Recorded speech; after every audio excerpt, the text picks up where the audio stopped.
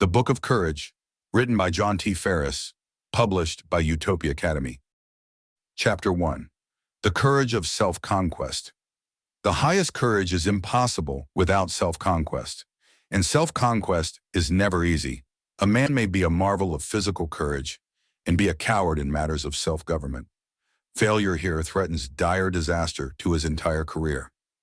Alexander the Great conquered most of the world he knew, but he permitted his lower nature to conquer his better self, and he died a disappointed, defeated man.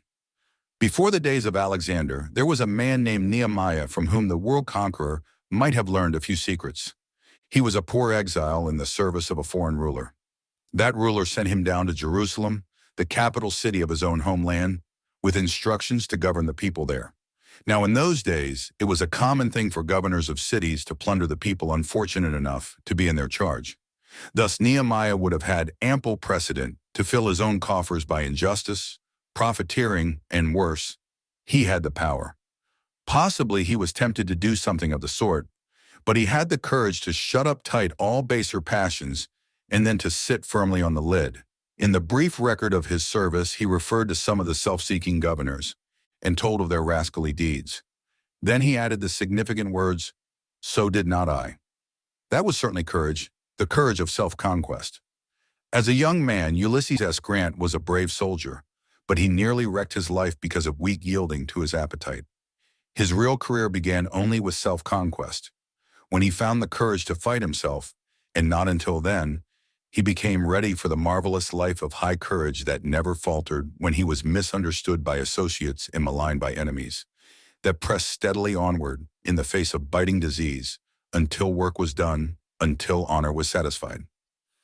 Restraining self. A little girl 4 years old came trembling to her mother and asked for pencil and paper. Then, teeth set and eyes flashing, she pounced on the paper and began to make all sorts of vicious marks. Asked what she was doing, she said she was writing a letter to a sister who had offended her by an act that had been misunderstood.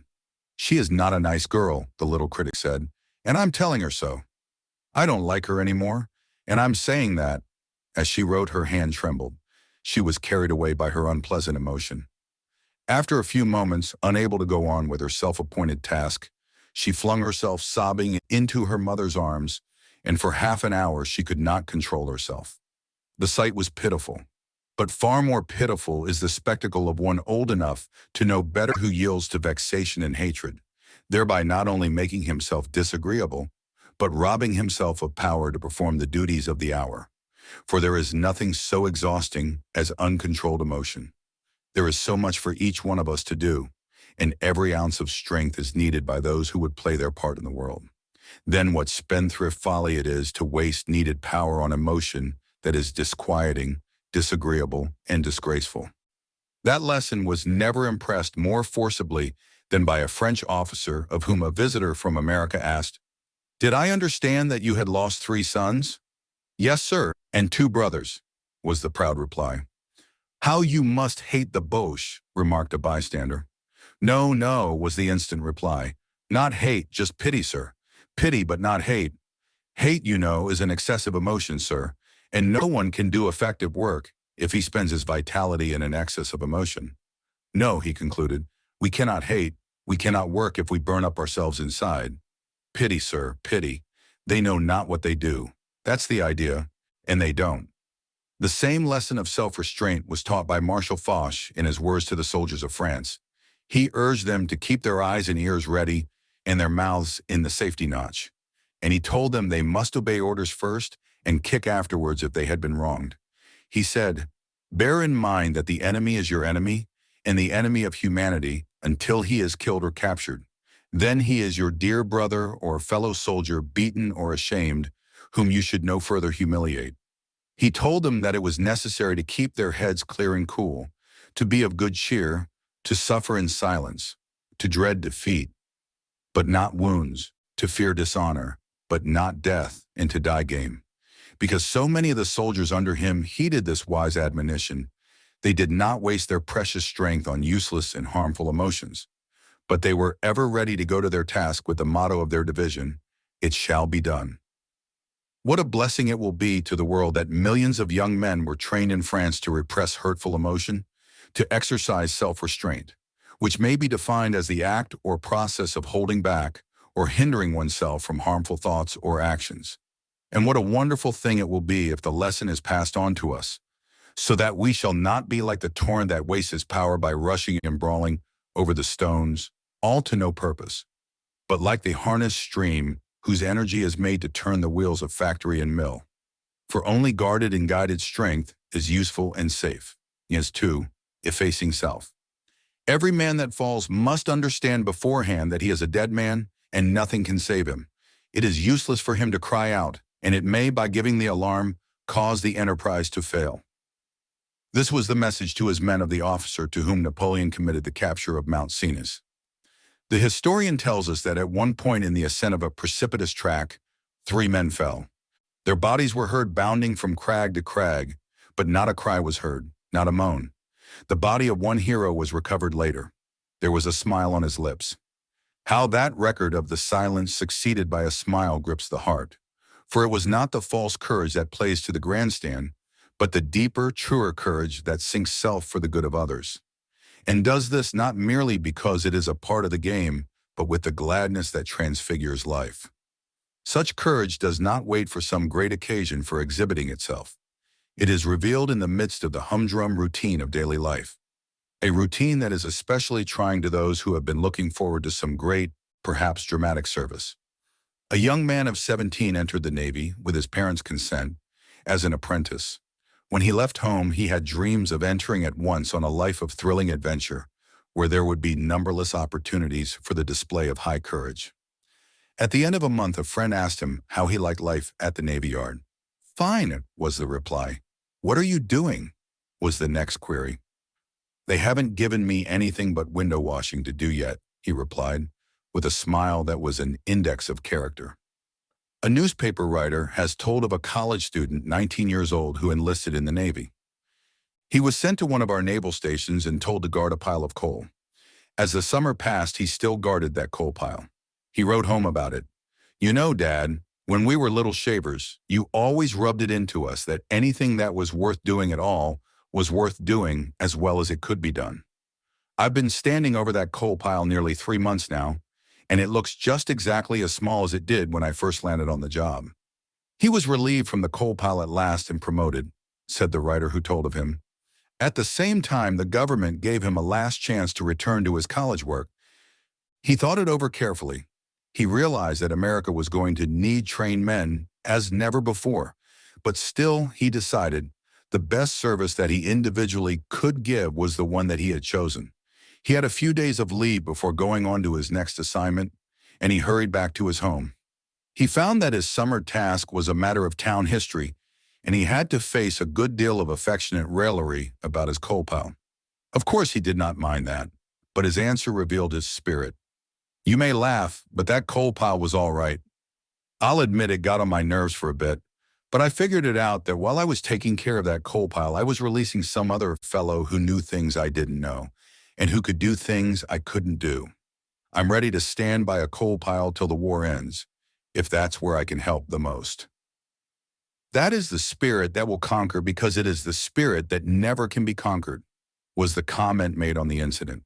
There is no self in it, only consecration to duty, no seeking for large things, only for an opportunity to serve whenever the call comes. That is the spirit that is growing in America today, and only through such spirit can we accomplish our great task in the life of the world. The man who really desires to serve his fellows does not think of declaring that he will not do humble tasks, but he demands that the work he is asked to do shall be needed. A young man who was seeking his life work made known his willingness to be a shoeblack, if he could be convinced that this was the work God wanted him to do.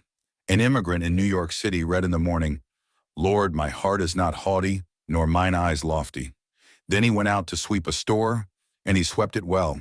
It is worthy of note that the young man who was willing to be a shoeblack became one of the foremost men of his generation, and that the immigrant became the pastor of a leading city church.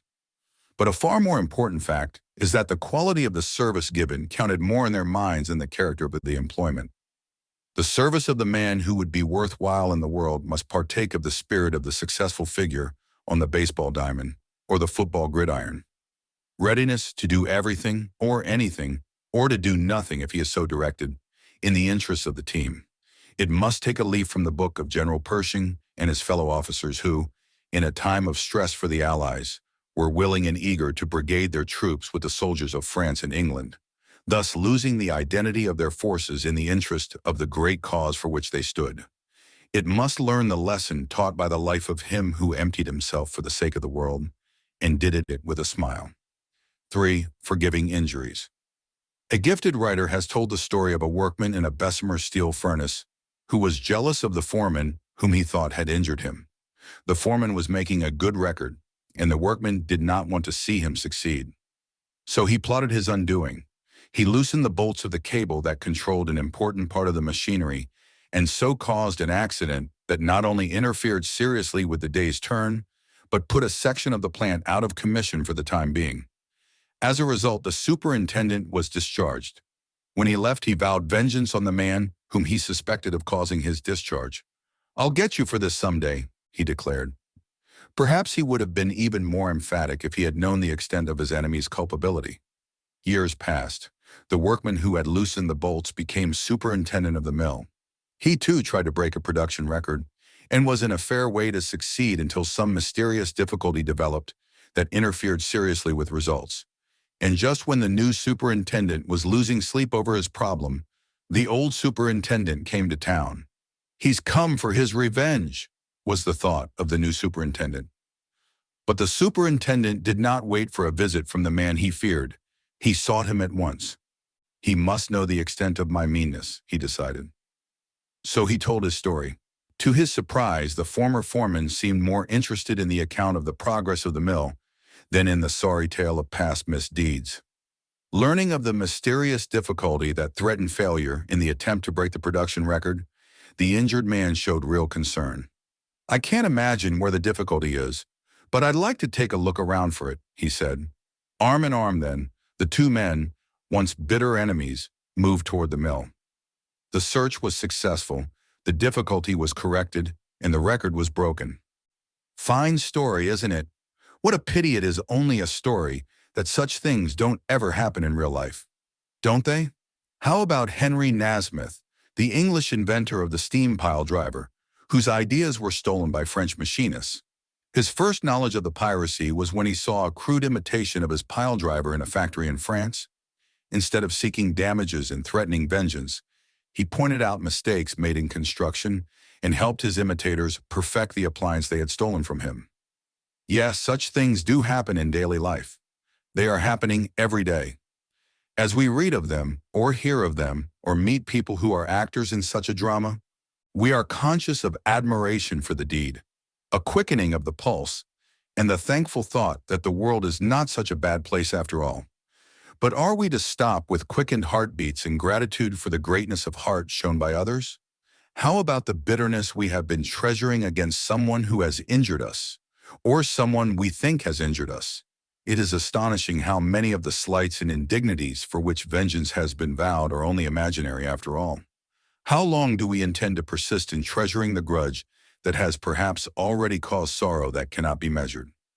Let's be courageous enough to own ourselves in the wrong when we are in the wrong, and to forgive the evil that has been kept alive by our persistent efforts to remember it.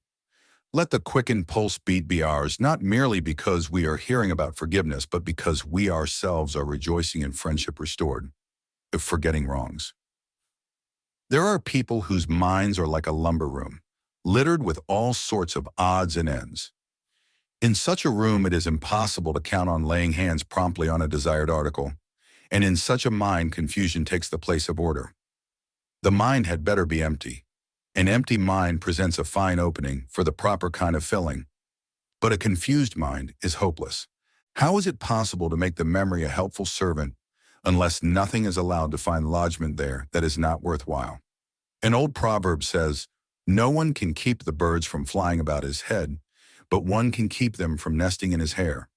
That proverb points the way to saving the mind from becoming a lodging place for lumbering thoughts and ideas. Everything that is certain to hinder instead of help one to be worthwhile to the world must be told that there is positively no admittance. Among the things one must not afford permission to pass the bars is the thought that some associate may have said or done something that seemed like a slight or an injury. No man can afford to injure another, but any man can better afford to be injured than to allow his thoughts to dwell on the injury, to brood over it, until he is in a degree unfitted for his work. Far better is it to be like a father who said to his son, when the latter, years after the commission of the deed, was speaking of his sorrow that he had grieved his father so, "Son, you must be dreaming.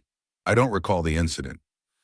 Then one must know when to forget evil things heard of another.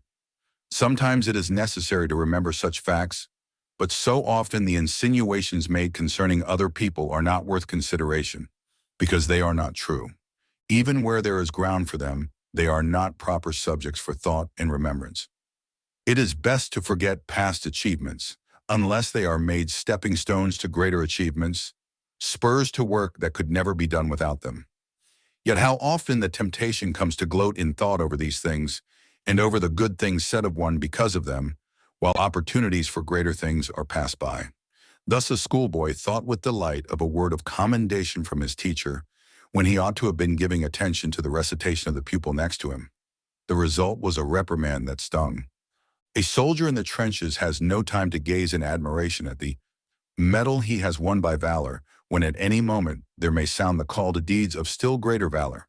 No more should a civilian imperil future success by failure to forget the things which are behind. The individual who refuses to forget a kindness he has done to someone else is another cumberer of the ground. A safe rule is, never forget a kindness received from another, but forget at once a kindness done to another. It is not difficult to sympathize with the youth who, after being reminded for the 20th time by his brother of a trip to New Orleans, for which the brother had paid out of his savings, said, "Yes, and I wish I had never taken a cent of the money." A thing to be forgotten always is the off-color story with which some people persist in polluting the atmosphere. Unfortunately, there are always to be found folks like the young man of whom Donald Hankey said, "He talks about things that I won't even think." When such talk is heard, don't think of it. If you do, you are apt to think of it again and again, until perhaps you will be telling it to someone else. And no one wants to be remembered as was the businessman proposed for the presidency of a great concern, of whom one said, "No, don't let's have him. He has earned a reputation for telling questionable stories." If a good memory is to be a good servant, it must be trained to remember only the things that are helpful, and that takes courage. Vers, getting rid of evil.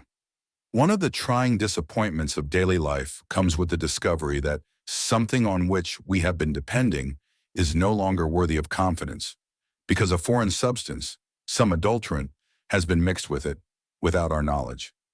This seemed to be the case perhaps more than ever before during the recent days of war, when a severe strain was put on the products of nearly every kind.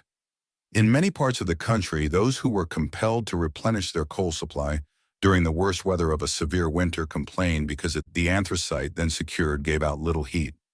It contained such a large proportion of coal or other waste product which, in ordinary times, is carefully removed before shipment, that it could not do its work properly. Disappointed in their anthracite, some turned to bituminous coal, only to find that at least 50% of a shipment received during the days of stress was made up of rock and clay. Experience with the coal should have prepared one of the purchasers for his disappointment in a restaurant where he had been accustomed to be served with a splendid oyster stew. But he was surprised and displeased when he found that at least 1/3 of the milk which should have gone into the stew had been displaced by water. At home that evening, the same man was told more of the activity of dealers who permit impurities to interfere with the comfort of those who like pure products. The grocer had that day sent a package of soup beans, which contained at least 10% of gravel. It is easy to appreciate the disappointment and embarrassment that come from the failure of the coal dealer, the restaurant keeper, or the grocer to supply us with pure food and fuel. Then isn't it strange that we are apt to pay so little attention to the adulterants in character that are the cause of so much of the world's sorrow? That is to say, it seems odd that we pay so little attention to the things in our own lives that interfere. We are not apt to find it a difficult matter to rail at others because they permit evil to mix with good in their lives. Our vision is so much better when we are looking at motes in others than when we are looking straight past the beams in our own makeup. There is daily need for each one of us to ask God for grace to go on a hunt for the evil that adulterates his own life, making it a disappointment to others and a cause of sorrow to God. Those who are bold enough to scrutinize themselves without flinching will be apt to find not merely things that are unquestionably evil, but they will be dismayed to see that even much of the good in which they have been taking comfort is adulterated with evil. As for instance, the deed of helpfulness performed for a friend with the unconscious thought, someday he may be able to do something for me, or the gift made to a needy cause, accompanied by the assurance that the treasurer of the fund is one whom we particularly wish to impress with our liberality so that possibly a future benefit will come from him to us. The adulterants of evil mixed with the good in our lives must be removed, and there is just one way to get rid of them, to submit ourselves to the sifting of him who not only knows the good from the evil, the wheat from the chaff, but will also show the way to retain the wheat and throw out the chaff. Of course, one does not have to yield himself to Christ's sifting, but of one thing we can be sure, there will be a sifting. If Christ is not invited to do the work, the devil will take up the task, but his purpose in sifting is always to retain the evil and drive out all the good. God asks for pure religion and undefiled. There is no place in his calculations for adulterants. Be courageous and get rid of them. To looking beyond money. Money is a good thing when it is properly secured and properly used. But there are better things than money. Honor is better, and loving service, and thoughtful consideration of others. This was the lesson taught by the life of a man who was a shareholder in a mining company that was about to go out of business. The shareholders would sustain very heavy losses, so a friend who knew the secrets of the company determined to warn this man, whom everybody liked. The hint was given that it would be to his advantage to sell quickly. "Why?" asked Mr. N. "Well, you know, the value of the mines is greatly depreciated. When I bought the shares, I took the risk." "Yes, but now you should take the opportunity of selling while you can so as not to lose anything." "And supposing I don't sell, what then?" "Then you will probably lose all you have." "And if I do sell, somebody else will lose instead of me?" "Yes, I suppose so." "Do you suppose Jesus Christ would sell out?" "That is hardly a fair question. I suppose he would not." "I am a Christian," said Mr. N., "and I wish to follow my master, therefore I shall not sell." He did not, and soon after lost everything, and had to begin life again. This shareholder would have appreciated Professor A.H. Buchanan, who was for 40 years professor of mathematics in Cumberland University, Tennessee. After his death, it was told of him that at one time he was offered an appointment in government service to which a $3,000 salary attached. His income as professor in a church college was $600 a year. But he saw more chance to make his life count for Christian things in the professor's place than in public service. So he declined the $3,000 and stayed by the $600. One who spoke of these facts in the professor's life said, in comment, "If he had taken the $3,000, everybody would have regarded him as an ordinary sort of man. Now everybody who has heard of Professor Buchanan's exceptional devotion appreciates that he was a very extraordinary man. A very cheap person indeed is capable of accepting a bigger salary." At about the time of the death of this professor of mathematics, a daily paper mentioned a civil engineer who was transforming the appearance of a western city, and said of him, "2 or 3 times he has had chances to get 3 or 4 times his present salary. Each time he has said, 'No, my work is here. I haven't finished it. The money doesn't count, so I shall stick here and finish my work.'" After the death of a famous minister in St. Louis, a story was told of him that he had not allowed to be known widely during his lifetime. This was the romantic tale, as related by a writer in the New York Sun. When a young man, he found to his amazement, among his father's papers, a deed to 5,883 acres of land located in what is known as West Virginia. This deed was a great surprise to all who saw or heard of it. Putting this deed in his pocket, young Palmore, the only heir to the property, made a trip to West Virginia to look over his vast estate, which was far in the interior. Starting from the city of Charleston, West Virginia, he drove in a buggy into the region where his plantation was located. He traced the boundaries of his property and found that hundreds of families had settled on it without any right to it, but were living as if secure in the possession of their separate little patches of territory. He found that beneath the surface of this land, there was almost limitless wealth. But the multitudes who had built themselves humble homes on the surface did not know of it, and had been living thus in undisturbed possession for a number of years. He quietly walked about at night and looked through the windows at the parents and children living on his estate. Great lawyers were ready to inaugurate legal proceedings that would have made him a millionaire, and such legal proceedings would doubtless have been instituted if the heir in person had not visited the scene of his great estate. As he dreamed in the nighttime about dispossessing such a multitude of people of their humble homes, he began to feel that, instead of such a fortune being a blessing, an estate received at such an expense would be a burden.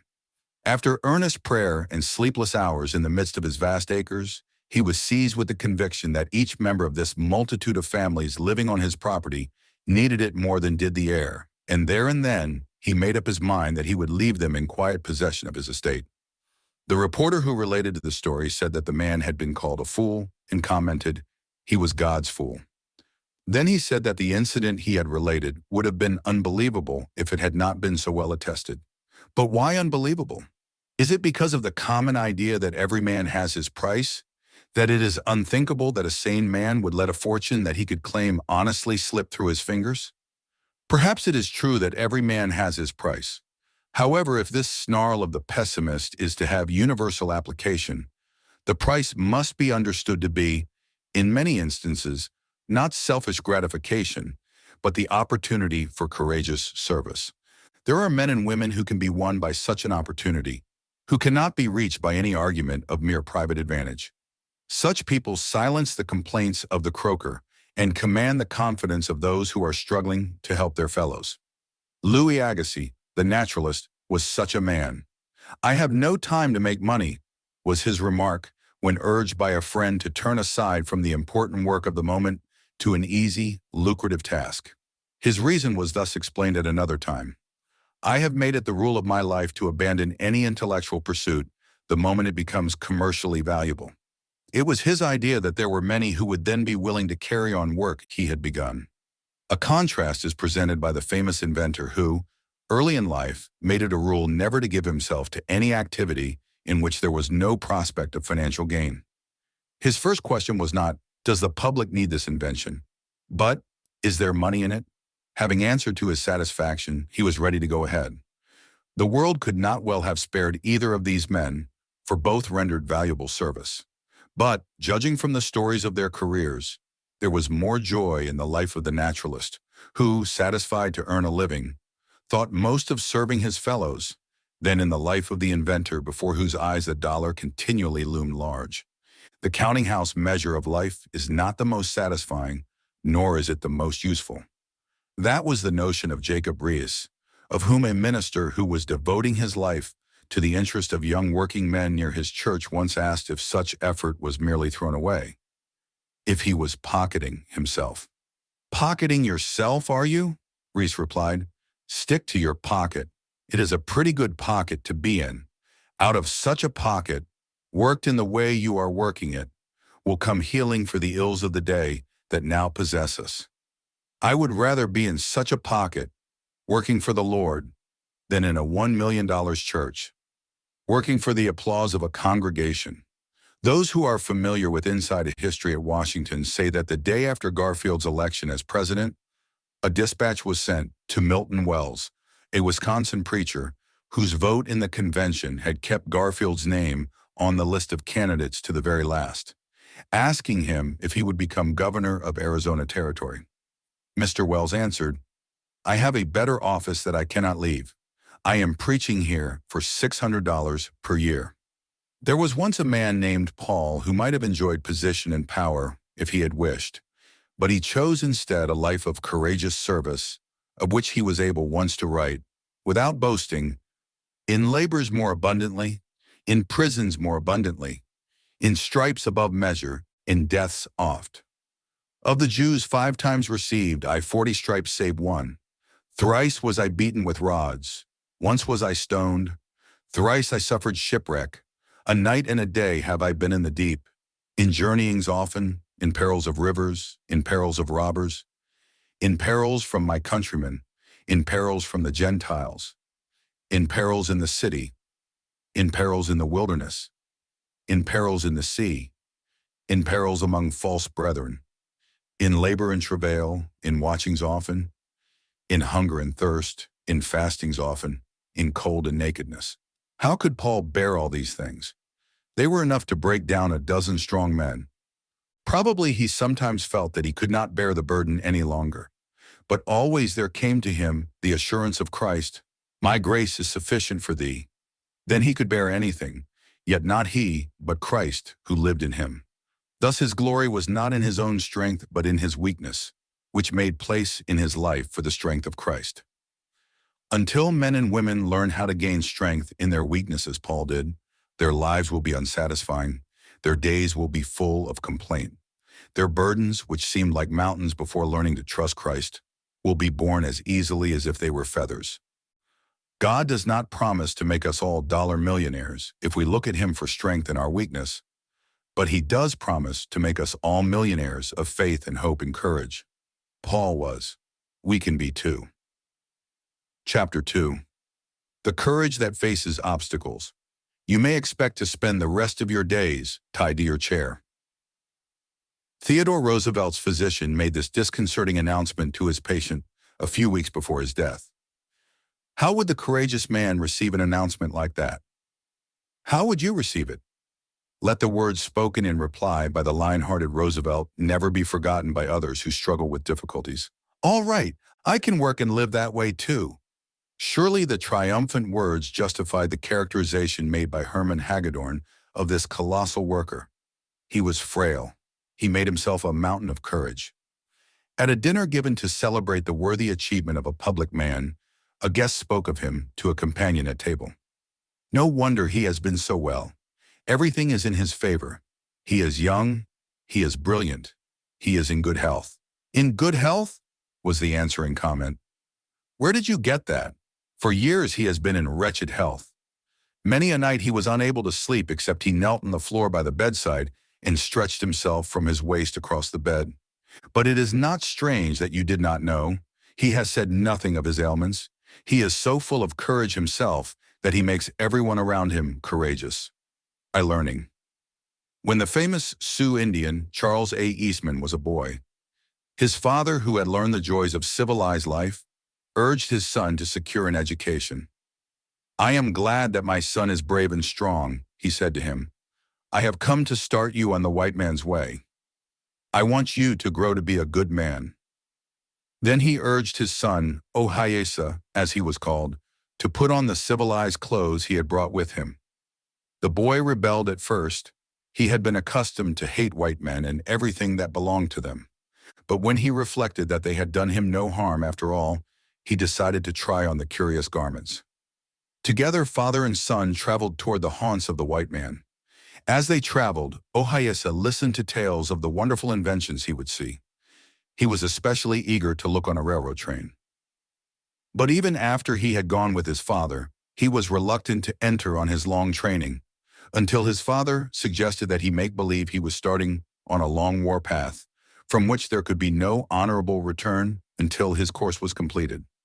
Entering into the spirit of the proposal, the Indian lad began his schooling at Flandreau Indian Agency and persisted for 12 long years. After graduating from college, he devoted himself to his people, and in many years since has accomplished wonders for them, teaching them the patience he had himself learned and enabling them to understand that such patience and persistence always brings its reward. The experience of Isaac Pittman, the inventor of shorthand, was different. Yet after all, it was much the same. As a boy, he had little education, but soon after he went to work, he made up his mind to supply the lack. The record of how he did this is one of the most remarkable instances of courageous patience on record. The long office hours at his place of employment, from 6 in the morning until 6 at night, made study difficult, but he showed conclusively that where there is a will, there is a way, and that he had the will. He was accustomed to leave his bed at 4, that he might study 2 hours before the beginning of the day's work. 2 hours in the evening also were set apart for study. Sometimes it happened that work at the factory was light and the young clerk was excused for the morning. Instead of taking the time for sport, it was his habit to take a book with him into the fields or under the trees. Thomas Allen Reed, in his biography of Pittman, says, one of the books which he made his companion in morning walks into the country was Lennie's Grammar. The conjugation of verbs, list of irregular verbs, adverbs, prepositions, and conjunctions, and the 36 rules of syntax, he committed to memory so that he could repeat them in order. The study of the books gave him a transparent English style. His father was a subscriber to the local library. I went regularly to the library for fresh supplies of books, Isaac said in 1863, and thus read most of the English classics. I think I was quite as familiar with Addison and Sir Roger and Will Honeycomb and all the club as I was with my own brothers and sisters, and when reading The Spectator at that early age, I wished that I might be able to do something in letters. Before he left school, he formed the habit of copying choice pieces of poetry and prose into a little book which he kept in his pocket. These bits he would commit to memory when he had leisure. A later pocket companion contained a neatly written copy of Valpy's Greek grammar, as far as the syntax, which he committed to memory. In his morning walks in 1832, he committed to memory the first 14 chapters of Proverbs. He would not undertake a fresh chapter until he had repeated the preceding one without hesitation. As most of his knowledge of words was gained from books, he had difficulty in pronunciation. His method of overcoming the deficiency was ingenious, his biographer wrote. Again and again he read Paradise Lost. Careful attention to the meter enabled him to correct his faulty pronunciation of many words. Words not found in the poem he discovered in the dictionary. With unusual courage, he decided to read through Walker's dictionary, fixing his mind on words new to him and on the spelling and pronunciation of familiar terms. On the pages of one of his pocketbooks, he copied all words he had been in the habit of mispronouncing. Although there were more than 2,000 of these words, the plan was carried out before he was 17. The labor of writing out so many extracts from books led him to study the imperfect system of shorthand then current and to develop the system that was to bear his name. So many young people feel that they simply cannot abide the long process of getting an education. They give up when they are only a part of the way to the goal. But for most of them, the day of bitter regret will come when they will wish that they had been more like Eastman or Pittman in their determination to be patient and persistent, to allow nothing to stand in the way of their purpose to fit themselves in the best possible manner for the serious business of life. Depending on self. Young men just starting out in life nowadays, who find the path to success difficult, are more fortunate than some of those who struggled with hard times a century or more ago, because they are determined to make a self-respecting fight on their own merits. It was not always so. Once nothing was thought of the effort made by an impecunious young man to throw himself on the generosity of one who had already achieved success. Then it was a habit of many authors to seek as a patron a man of influence and means, who would help them live till their books were ready for the publisher, and then help to get the books before the public. From letters of George Crabbe, a poet of some note in his century, asking Edmund Burke to become his patron, something of his story may be known. As a boy, he was apprenticed to an apothecary. Later, he was proprietor of a small shop of his own. Business, neglected for books and writing, did not prosper. With his sister, his housekeeper, he fasted with much fortitude. Then he went to London with a capital of £9 and starved some more. Months were spent in trying to enlist 2 patrons. At last, threatened with a prison for debt, he decided to try a third patron, and this was his procedure, as he himself described it. I looked as well as I could into every character that offered itself to my view, and resolved to apply where I found the most shining abilities, for I had learnt to distrust the humanity of weak people in all stations. So he wrote to Edmund Burke, telling him that he could no longer be content to live in the home of poor people, who had kept him for nearly a year, and had lent him money for his current expenses. Describing himself as one of those outcasts on the world who are without a friend, without employment, and without bread, He told of his vain appeal to another for gold to save him from prison, added that he had but 1 week to raise the necessary funds, and made his request. I appeal to you, sir, as a good and, let me add, a great man. I have no other pretensions to your favor than that I am an unhappy one. It is not easy to support thoughts of confinement, and I am coward enough to dread such an end to my suspense. I will call upon you, sir, tomorrow, and if I have not the happiness to obtain credit with you, I must submit to my fate. I have only to hope a speedy end to a life so unpromisingly begun. I can reap some consolation in looking to the end of it. The appeal was successful. Edmund Burke became Crabbe's patron. The poet was glad to eat the crumbs that fell from the rich man's table, and submitted to many unpleasant slights and insinuations while he received the dole of charity. That suing thus for a patron did not always have the effect of destroying an author's self-respect is shown by a letter written by Dr. Samuel Johnson to Lord Chesterfield.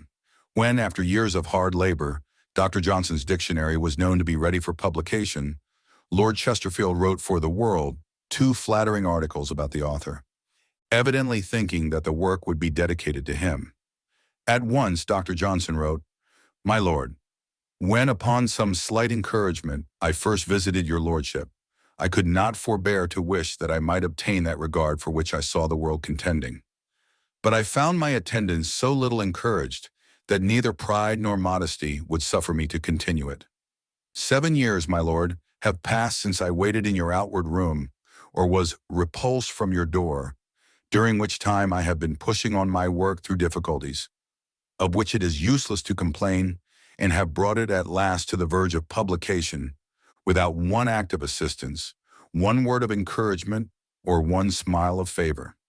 Such treatment I did not expect, for I never had a patron before.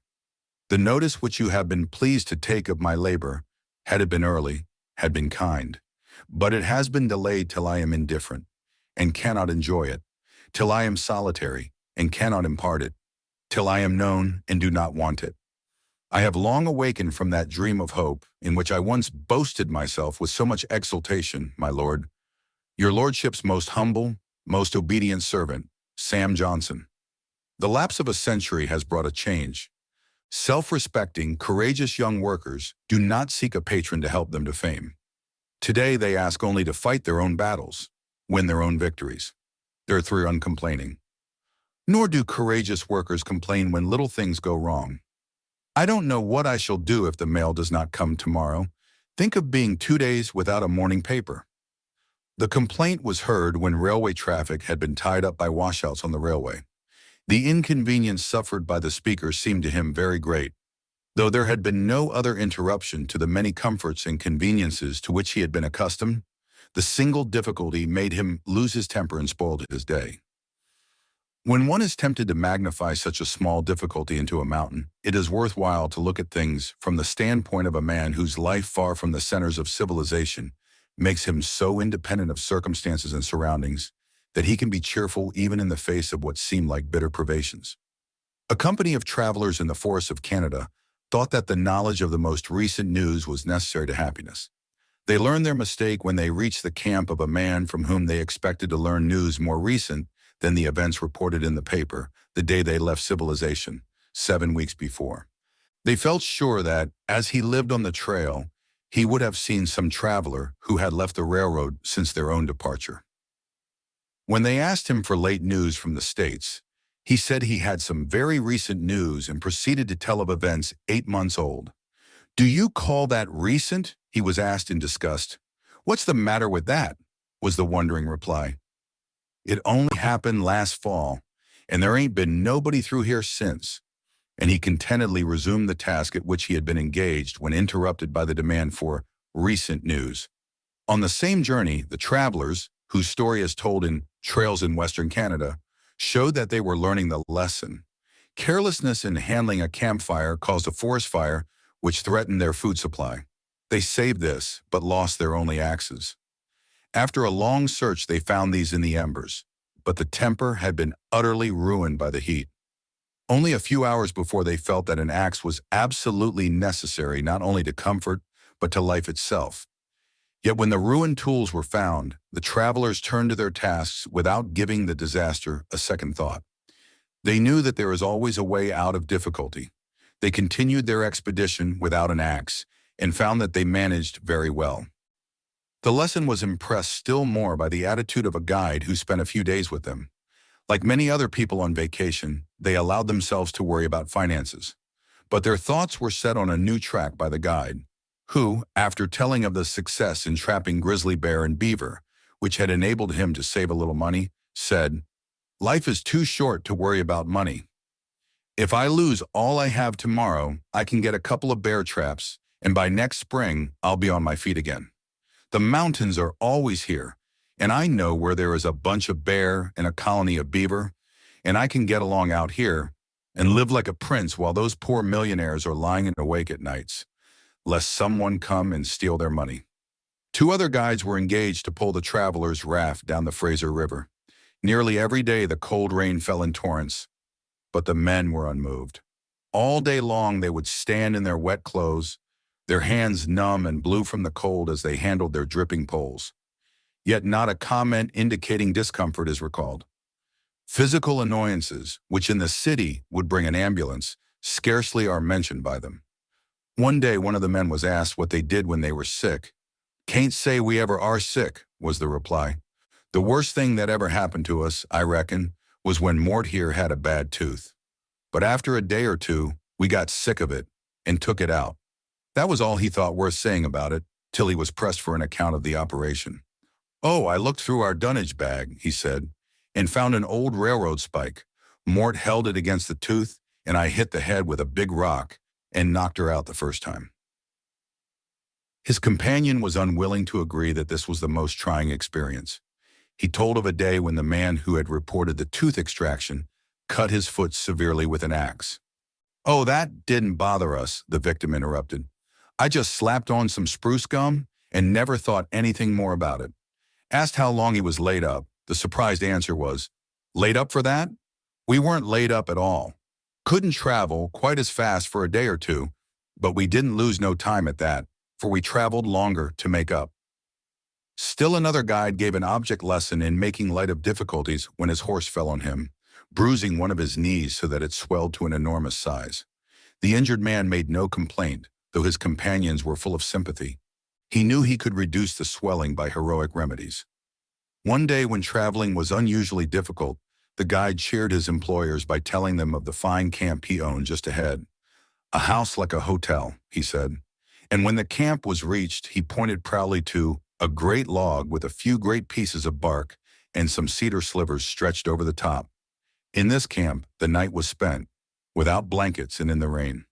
But as no one seemed to consider this anything out of the ordinary, the travelers made no complaint. Perhaps a taste of the wilderness is what we need when we become impatient of trifles and make ourselves miserable because everything does not go to suit us. Or persisting. Failure camps on the trail of the man who is ready to give up because difficulties multiply. A representative of a large paper warehouse made up his mind to add to his list of customers a certain Michigan firm. Repeated rebuffs did not daunt him. Every 60 days he sent the firm a letter of invitation to buy his goods. During 27 years, 161 letters were mailed without result.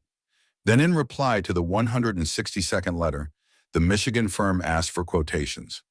These were given promptly, and 2 carloads of paper were sold. What if this letter writer had become discouraged before he wrote this final letter? "I thought you were planning to complete your education," a friend said to a young man whom he had not seen for some time. "Yet now you are clerking in a store. Perhaps, though, you are earning money for next year's expenses." "No, I am earning money for this year's expenses," was the discouraged reply. "I did want an education, but I found it was too difficult to get what I sought, so I have decided to settle down." Of course, it is easier to give up than it is to push on in the face of difficulty, but the youth who pushes on is fitting himself to fill a man's place in the world, while the young man who is easily discouraged is fitting himself for nothing but disappointment. The world has no place for a quitter. There is a tonic for young people who purpose to make the most of themselves in glimpses of a few college students who had the courage to face difficulty. One of these was an Italian boy who was glad to beat carpets, wash windows, scrub kitchen floors, mow lawns, teach grammar, arithmetic, and vocal exercises at a night school for foreigners. Then, as if his time was not fully occupied by these occupations, he made arrangements to care for a furnace and sift the ashes, in exchange for piano lessons. That student finished his preparatory course with credit, taking a prize for scholarship.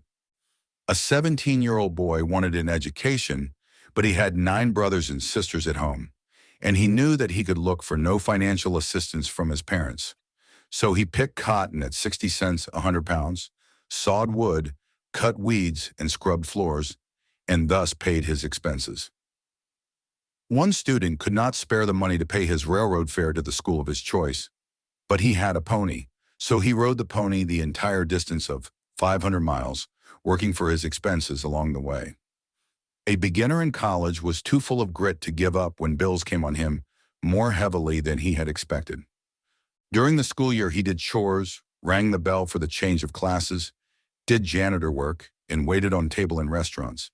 In the summer, he found work on farms nearby. "No task is too difficult for the man with a purpose," declared a worker with young men, some of whom were ready to give up. "2 things are necessary if you would be successful," was another man's message to those whom he wished to inspire to do purposeful work. "First, know what you want to do. Second, do it." Those who permit obstacles to stand in the way of the performance of tasks they know they ought to perform if they would make the most of themselves need to take to heart the message given by a mother to her son when he was ready to give up the unequal struggle with poverty and physical infirmity. "Thou wilt have much to bear, many hardships to suffer," she said. "But mark what I say, we must not mind the trouble. During the first part of the night, we must prepare the bed on which to stretch ourselves during the latter part. Giving up after failure is always easier than trying again, but the men and women who count are those who will not be dismayed by failure."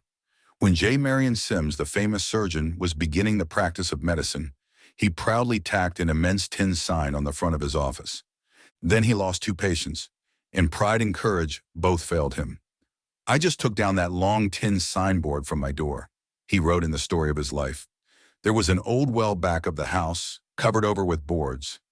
I went to the well, took that sign with me, dropped it in there, and covered the old well over again. I was no longer a doctor in the town, but fortunately he conquered discouragement, made a fresh beginning, and overcame tremendous obstacles. After his death, a famous man said that if all his discoveries should be suppressed, it would be found that his own peculiar branch of surgery had gone backward at least 25 years. Indomitable perseverance is necessary for the businessman, as for the professional man, and it will just as surely bring reward to those who are engaged in Christian work as to those who are seeking worldly honor. So when the uphill climb seems too difficult, there must be no faltering. Remember, as Christina Rossetti said, "We shall escape the uphill by never turning back." In gathering material for a history of Charles of Spain, a Spanish historian was painstaking in his researches.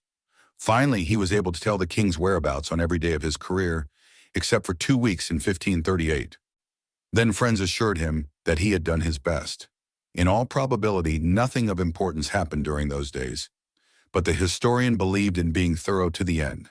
So he delayed publication. For 15 years, he sought news of the missing fortnight. Finally and reluctantly, when he was 75 years old, he published the book. At length, an American woman, studying in the archives of Spain, having learned of the lost days, resolved to find them.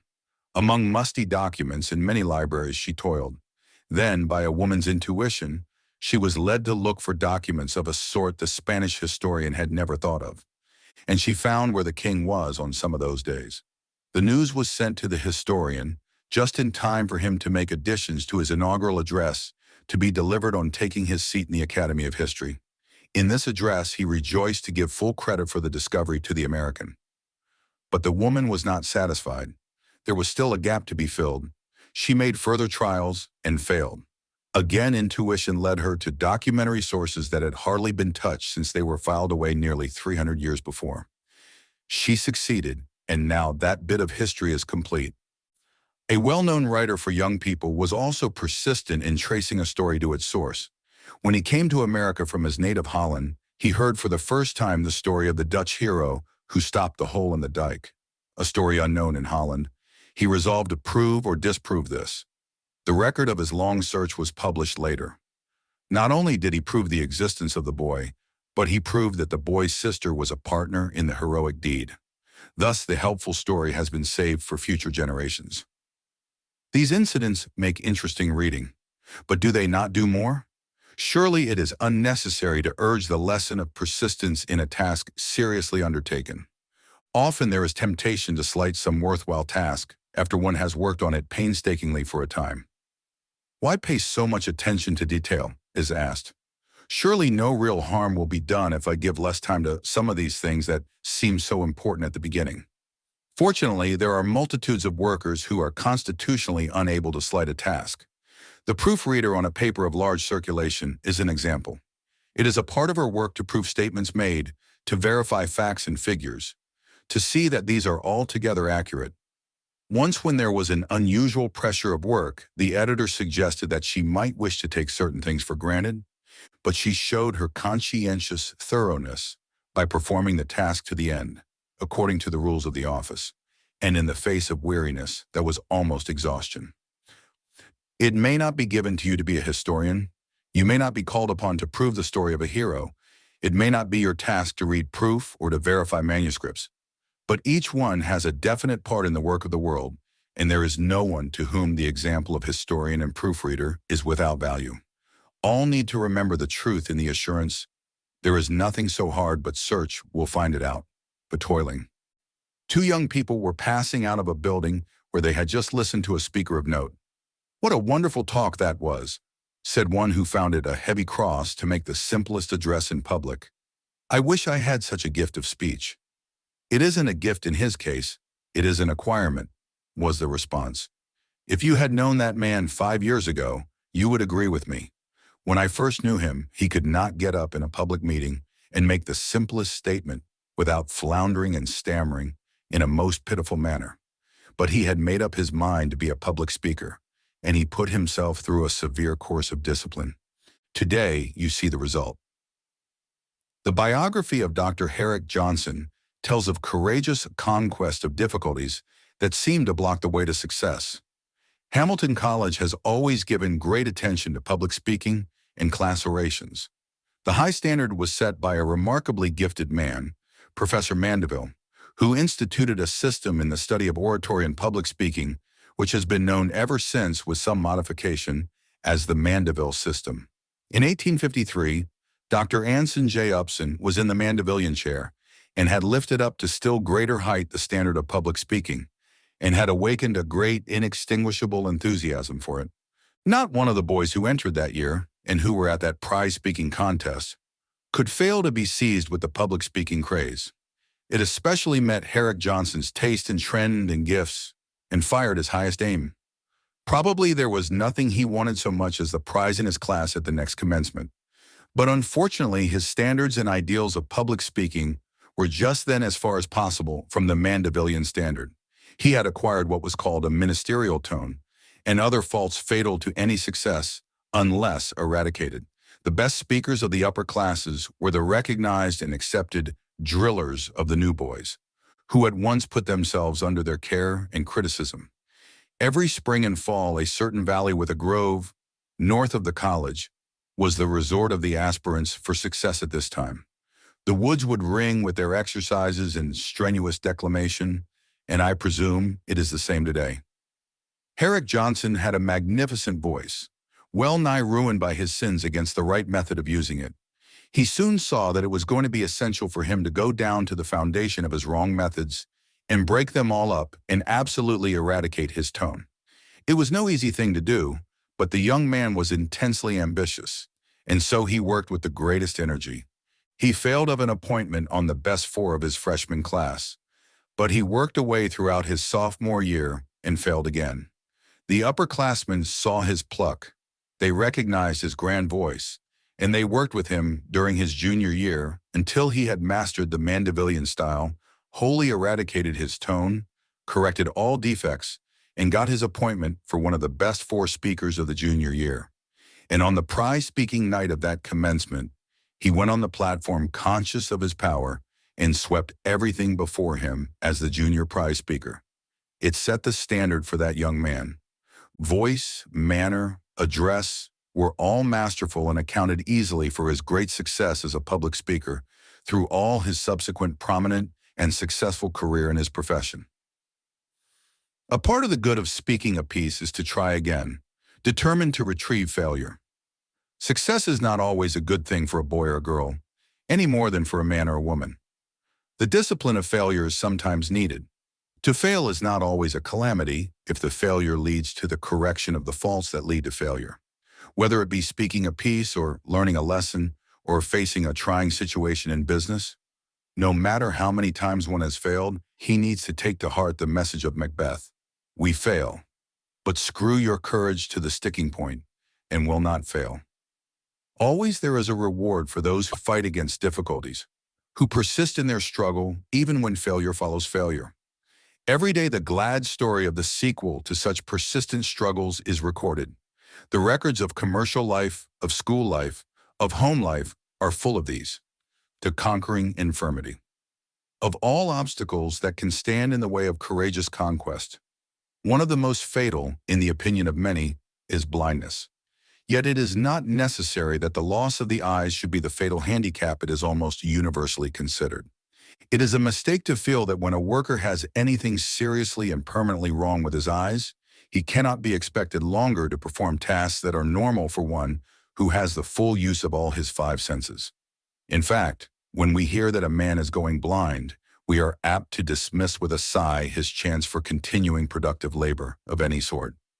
We feel that there is little left for him but sitting resignedly in a chimney corner and listening to others read to him or patiently fingering the raised letters provided for the use of the blind. In protest against this error, a novelist has taken for his hero a young man who lost his sight. His friends pitied him, talked dolefully to him, promised to look after him in the days of incapacity. Of course, he sank lower and lower in the doleful dumps. Then one came into his life who never seemed to notice his blindness, who talked to him as if he could see, who encouraged him to do things by taking it for granted that they would be performed. Her treatment proved effective. Before long, the blind man was learning self-reliance and was well on the road to achievement. The story was true to life, for times without number, blind men and women have shown their ability to work as effectively as if they could see. More than 200 years ago, a teacher in London named Richard Lucas lost his eyesight. Many of his friends thought that he would, of course, give up all idea of being a useful man. In that day, few thought of the possibility of one so afflicted doing anything worth much. But the young man thought differently. He listened to others as they read to him and completed his studies. He became the author of a dozen volumes and was among the leaders of his day. One of his greatest works was the book An Inquiry After Happiness. He knew how to be happy in spite of his affliction, so he could teach others to follow him. A little earlier, there lived on the farm of a poor Irishman the boy Thomas Carolan. When he was 5 years old, he had smallpox, a disease that was much more virulent in those days than it is today, because the treatment required was not understood. As a result, the boy lost his sight. Soon he showed a taste for music, and he was able to take a few lessons, in spite of the poverty at home. As a young man, he composed hundreds of pieces of music, and it has been said of him that he contributed much towards correcting and enriching the style of national Irish music. Another youthful victim of smallpox was Thomas Blacklock, the son of a bricklayer in Scotland. He can't be an artisan now, his friends said, but it did not occur to them that he could be a professional man. His father read him poetry and essays. When he was only 12, the boy began to write poetry in imitation of those whose verses he had heard. After his father's death, when the blind boy was but 19, he was more than ever dependent on himself. By the help of a friend, he was enabled to go to school for a time. Then he became an author, and later a famous preacher. Often as he walked about, a favorite dog preceded him. On one occasion, he heard the hollow sound of the dog's tread on the board, covering a deep well, and just in time to avoid stepping on the board himself. The covering was so rotten that he would surely have fallen into the water. As a boy, Francis Huber of Geneva, Switzerland, was a great student. He insisted on reading by the feeble light of a lamp or by the light of the moon, even when he was urged not to do so, and the result was blindness. A few years later, he married one who rejoiced to be his companion, his secretary, and his observer. He became the greatest authority of his day on bees, although he knew nothing of the subject until after his misfortune. The strange thing is that all his conclusions were based on observation. Among other things, he studied the function of the wax, the construction of their combs, the bees' senses, and their ability to ventilate the hive by means of their wings. In recognition of his work, he was given membership in a number of learned societies. His name must always be connected with the history of early bee investigation. Not long after the close of the American Revolution, James Holman, a British naval officer, lost his eyesight while in Africa. He was then about 25 years old. Later, he became one of the best-known travelers of his day. The world was told of his travels in lectures and in books, and others were also inspired to travel. "What is the use of traveling to one who cannot see?" he was asked at one time. "Does every traveler see all he describes?" he replied. He said that he felt sure he visited, when on his travels, as many interesting places as others, and that by having the things described to him on the spot, he could form as correct a judgment as his own sight would have enabled him to do. In 1779, Richmond, Virginia, gave birth to James Wilson, who lost his sight when he was 4 years old because of smallpox. He was then on a shipboard and was taken to Belfast, Ireland, where he grew to manhood. When a boy, he delivered newspapers to subscribers who lived as far as 5 miles from the city. When 15, he used part of his earnings to buy books, which he persuaded other boys to read to him. At 21, he entered an institution for the blind for fuller instruction. Then he joined with a circle of mechanics in forming a reading society. One friend promised to read to him every evening such books as he could procure. The hours for reading were from 9 to 1 every night in summer, and from 7 to 11 every night in the winter. "Often I have traveled 3 or 4 miles in a severe winter night to be at my post in time," he said once. "Perished with cold and drenched with rain, I have many a time sat down and listened for several hours together to the writings of Plutarch, Rollins, or Clarendon. After 7 or 8 years of this training, he was acquainted with almost every work in the English language," his biographer says. Perhaps a little extravagantly, his education he used in literary work. B.B. Bowen was a Massachusetts boy just a century ago. When a babe, he lost his sight. In 1833, Dr. Howe, husband of Julia Ward Howe, selected him as one of 6 blind boys on whom he was to make the first experiments in the instruction of the blind. Later, he wrote a book of which 18,000 copies were sold. In them, another of the men who proved the loss of sight was not a bar to successful work was Thomas R. Lounsbury, the Yale scholar whose studies in Chaucer and Shakespeare made him famous. Toward the close of his busy life, he was engaged in a critical study of Tennyson, preparatory to writing an exhaustive book on the life of the great poet. He did not live to complete the work, but he left it in such shape that a friend was able to put it in the hands of the publishers. In the introduction to the biography, this friend told of the courageous manner in which Professor Lounsbury faced threatening blindness and continued his writing in spite of the danger. We are told that his eyes, never very good, failed him for close and prolonged work.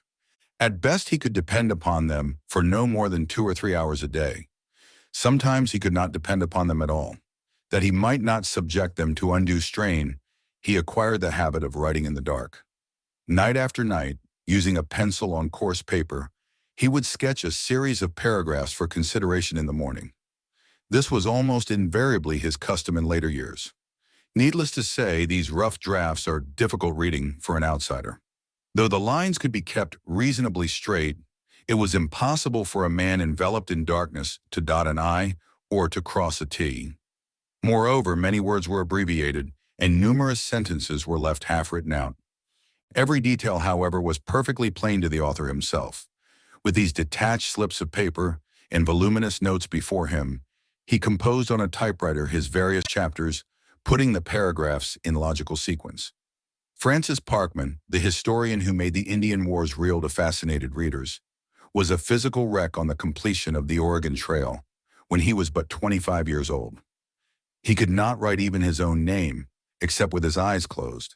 He was unable to fix his mind on a subject except for very brief intervals, and his nervous system was so exhausted that any effort was a burden. But he would not give up. During the weary days of darkness, he thought out the story of the conspiracy of Pontiac and decided to write it.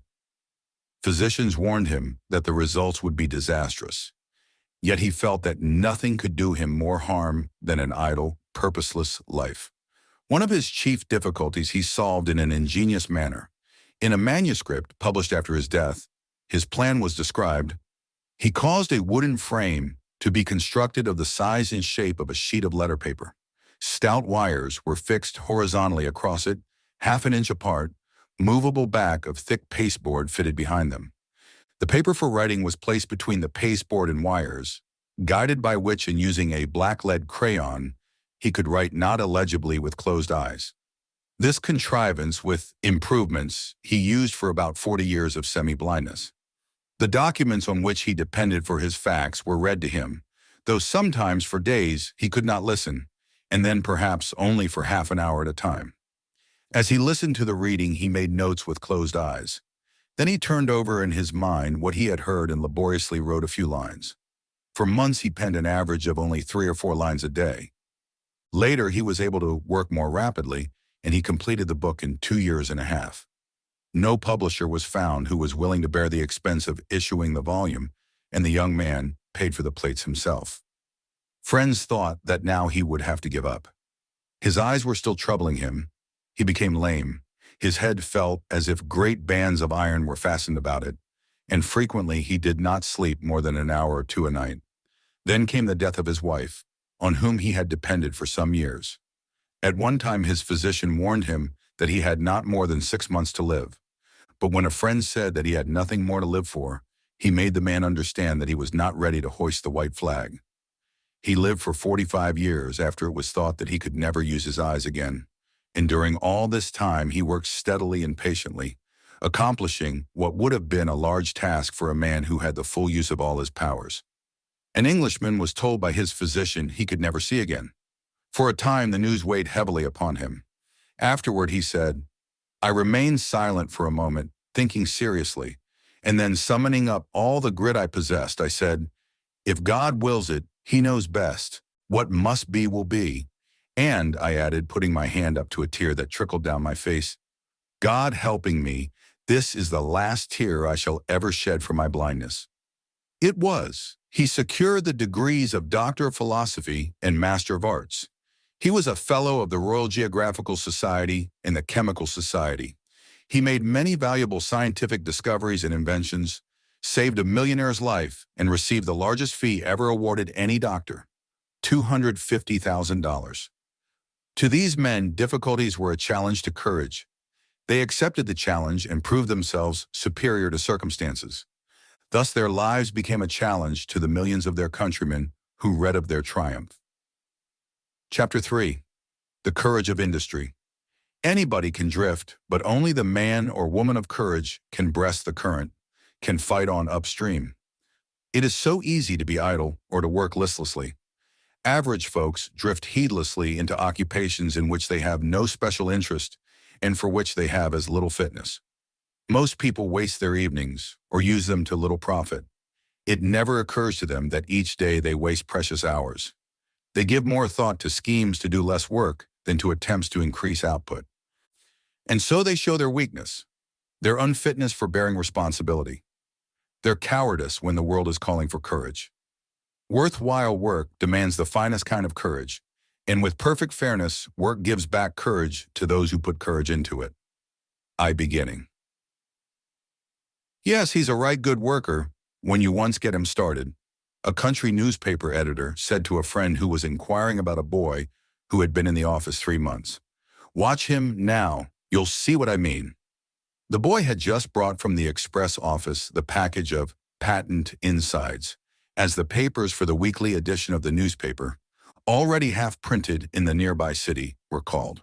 With a sigh, he dragged these up the stairs and laid them on the folding table. With another sigh, he contemplated the pile and thought how much time would be required to fold the 800 papers. After lengthy calculation, he stopped to read a column of jokes from the top paper in the pile.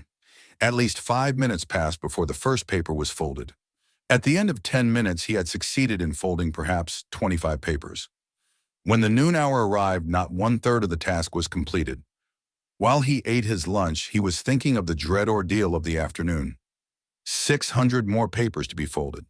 Would he ever be done? He was still pitying himself as he walked slowly back to the office. Just before reaching the doorway into which he must turn, he spied an acquaintance. He made his way over to the boy who had attracted him, not because he had anything to say to him, but that he might delay a little longer the moment of beginning work at the folding table. "What are you going to do?" he asked idly of the boy, who had taken off his coat and was rolling up his sleeves. "The boss wants me to sort that lot of old iron," was the reply. "What, that huge pile? It will take you a week, won't it? Just think how much of it there is." "No, there isn't time to think how much of it there is," was the reply. "And what would be the good? Not a bit of use getting discouraged at the very start. And that is what would happen if I didn't pitch in hard. The job is going to be done before night. That is, if I'm not interrupted by too many loafers coming in to ask fool questions." The boy from the printing office was about to resent this speech of the boy at the iron pile, but he thought better of it. "Perhaps there is something in what he says," he said to himself as he went up the stairs. "Suppose I try to pitch in hard." So he surprised the foreman by beginning at the pile of 600 papers, as if he was to be sent to a ball game when he finished. And he surprised himself by finishing his task in a little more than an hour. The lesson he learned that day stood him in good stead when later he was taking his first difficult examination in a technical school.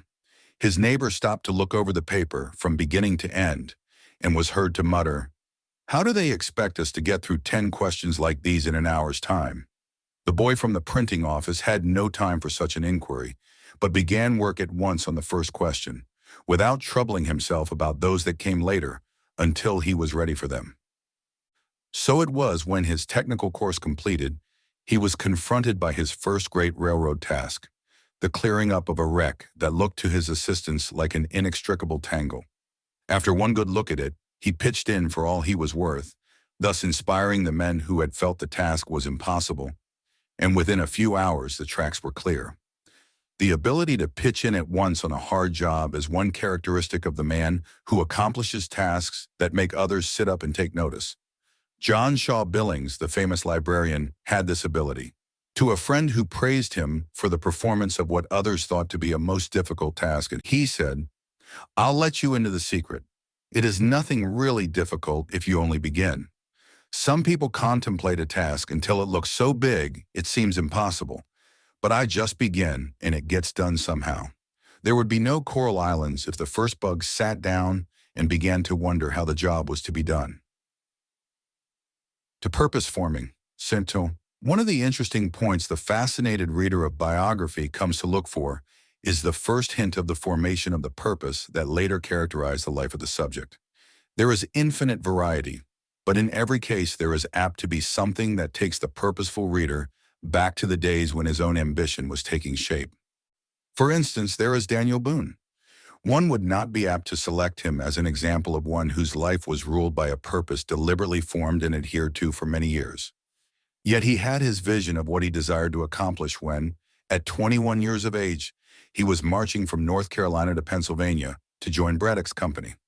On the way, he met John Finley, a hunter who had traveled through Ohio and into the wild regions to the south.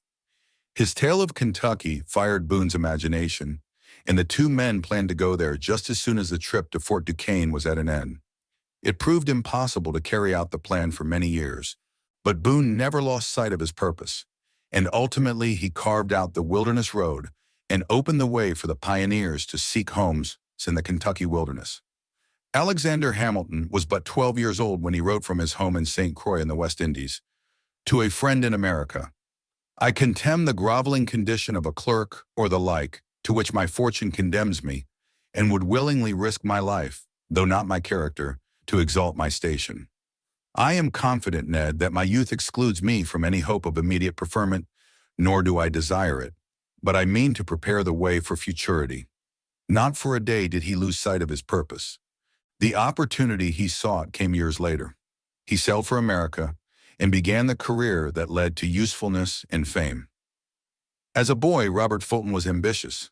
He had two dreams. He wished to go to Europe to study art, and he wished to buy a farm for his widowed mother. For these objects, he saved every dollar he could. On his 21st birthday, he took his mother and sister to the home he had bought for them, and later in the same year, he sailed for Europe. When Peter Cooper was making his way against odds in New York City, he felt the need of an education. But he had to work by day, and there was no night school. Night after night, he studied by the light of a tallow candle, and while he studied, his life purpose was formed. Someday, he would make it easy for apprentice boys to secure an education after working hours. Many years passed before he was able to carry this purpose into effect. By this time, the apprentice system had been displaced, but he felt that young people still needed the school he had in mind.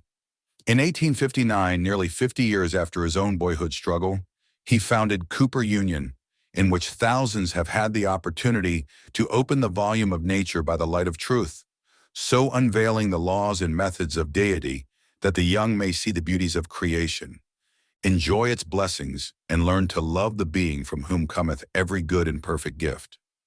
As a boy, Abraham Lincoln made up his mind to live like Washington. He was 22 years old when, in New Orleans, where he had taken a flatboat loaded with produce, he saw a slave auction and spoke the never-to-be-forgotten words, "If ever I get a chance to hit that thing, I'll hit it hard." 35 years later came his chance, and he did hit that thing hard with the Emancipation Proclamation. Alexander Graham. Bell's life ambition was to teach deaf children how to articulate. Funds were short. That he might have more funds, he engaged in experiments that led to the invention of the telephone. When the telephone instrument was given the attention it deserved at the Philadelphia Centennial of 1876, the inventor wrote triumphantly to his parents, "Now I shall have the money to promote the teaching of speech to deaf children." James Stewart, the Scotch boy who became a famous missionary in South Africa, was 15 years old when one day, while following the plow in Perthshire, he began to brood over the future.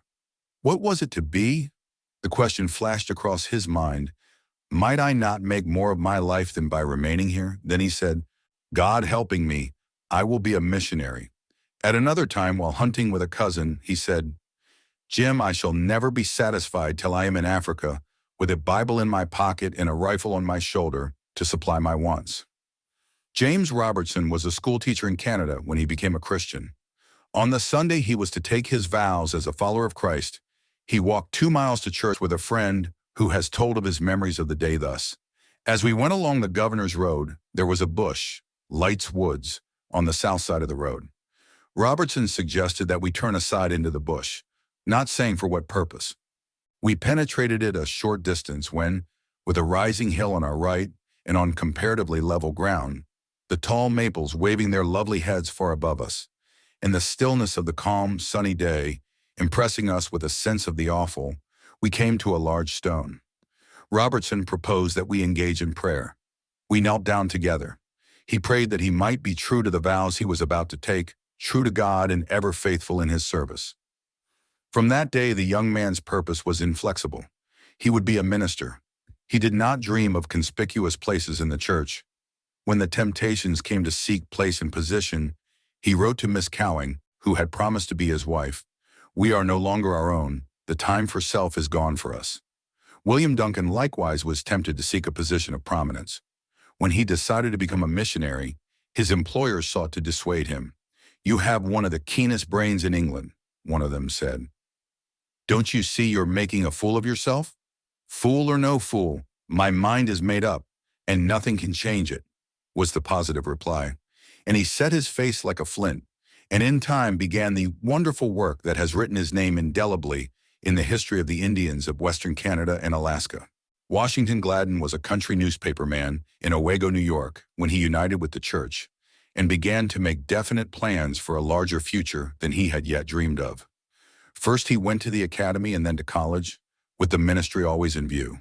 And George Grenfell, who became a missionary in Africa, was 13 years old when he began to think of devoting his life to work for others. The reading of Livingstone's first book turned his thoughts to Africa. William Waddell was 15 years old when he became a Christian. At the time, he was working for a ship joiner at Clydebank, Scotland. The ambition took possession of him to become a missionary to Africa. Neither lack of education nor scarcity of funds was allowed to stand in his way. He kept at his work until he saw an advertisement asking for men to go to the Orange Free State to assist in building a church. He volunteered, and, as a layman and a mechanic, began his wonderful career in Africa. David Lloyd George was an orphan in Wales when he determined to be a lawyer. So he read under the guidance of his shoemaker uncle, and when he was 14, he was ready for the preliminary examination. For 6 years more, he continued his preparation. Before he was 21, he set out on the career that has made him the leader to whom king and people of England alike turned eagerly. These men found their place and did their work, not because they sought great things for themselves, but because they lived in the spirit of the advice given by a celebrated Canadian to a company of young people. You cannot all attain high positions. There are not enough to go around. You cannot all be preachers or premiers, but you can all do thoroughly and well what is set you to do, and so fit yourselves for some higher duty, and thus by industry and fidelity and kindness, you can fill your sphere in life, and at last receive the well done of your Lord. 3. Using time wisely. A remark made by an acquaintance in the streetcar showed such familiarity with the work and trials of the busy conductor that inquiry followed.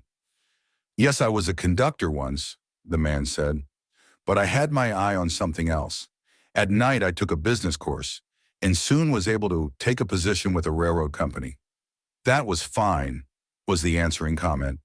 "How you must have enjoyed resting on your oars as you reaped the fruits of extra toil." "Enjoyment, yes, but rest, no," came the reply. "I wasn't done. I still had my evenings, and I kept on studying. The things I learned in these extra hours came in handy when the superintendent asked me to become his secretary." Service in the railroad office was interrupted by enlistment in the Army, although the worker was well beyond the age of the draft. "How could I think of anything but service at the front?" he said with a matter-of-fact accent. While in the service, the habit of study and spare hours persisted. Becoming familiar with the military manual, he attracted the attention of his officers and was marked for added responsibility. At the close of the war, he resumed his work for the railroad and entered a technical school which provides night courses for the ambitious. 40 years of age and still learning. An employer has written of an employee who, 10 years ago, was securing $15 per week. But he was studying, and he soon attracted the attention of the head of the business, who called him a rough diamond. He knew that the ambitious man seemed to lack some of the vital elements of success, but he watched him as he took evening courses in business psychology and salesmanship.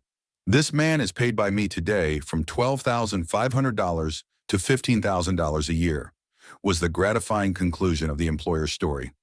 A great executive recently told in a magazine article of a young man in the office of his employment director who attracted attention because of an exceptionally pleasing personal appearance. Before the director saw him, the executive asked him what he was studying. "When I left school," was the reply, made with something of a sneer, "I promised myself I would never open a book again as long as I lived, and I'm keeping my promise." The executive was about to leave the office for a 2 weeks vacation. First, however, he wrote a few words about the applicant, placed them in a sealed envelope, and left this with the employment director to be kept for him. On his return, he asked about the applicant by name. The answer came with prompt disgust. "That fellow was the limit. Fired him 2 days after he was hired. Dead from the neck up." Then the sealed letter was produced, and the message enclosed was read, "You will hire a worker on his looks. Within 2 weeks, you will fire him. He's dead from his neck." A writer in association. Men has made a comparison between two men in the way they spent their leisure. "Here is my friend Chris Hall. That is not his real name, but I assure you he is a real person. I like Chris, and so does everybody who knows him. He is honest and kind and clean, but in spite of these splendid characteristics, he never makes progress.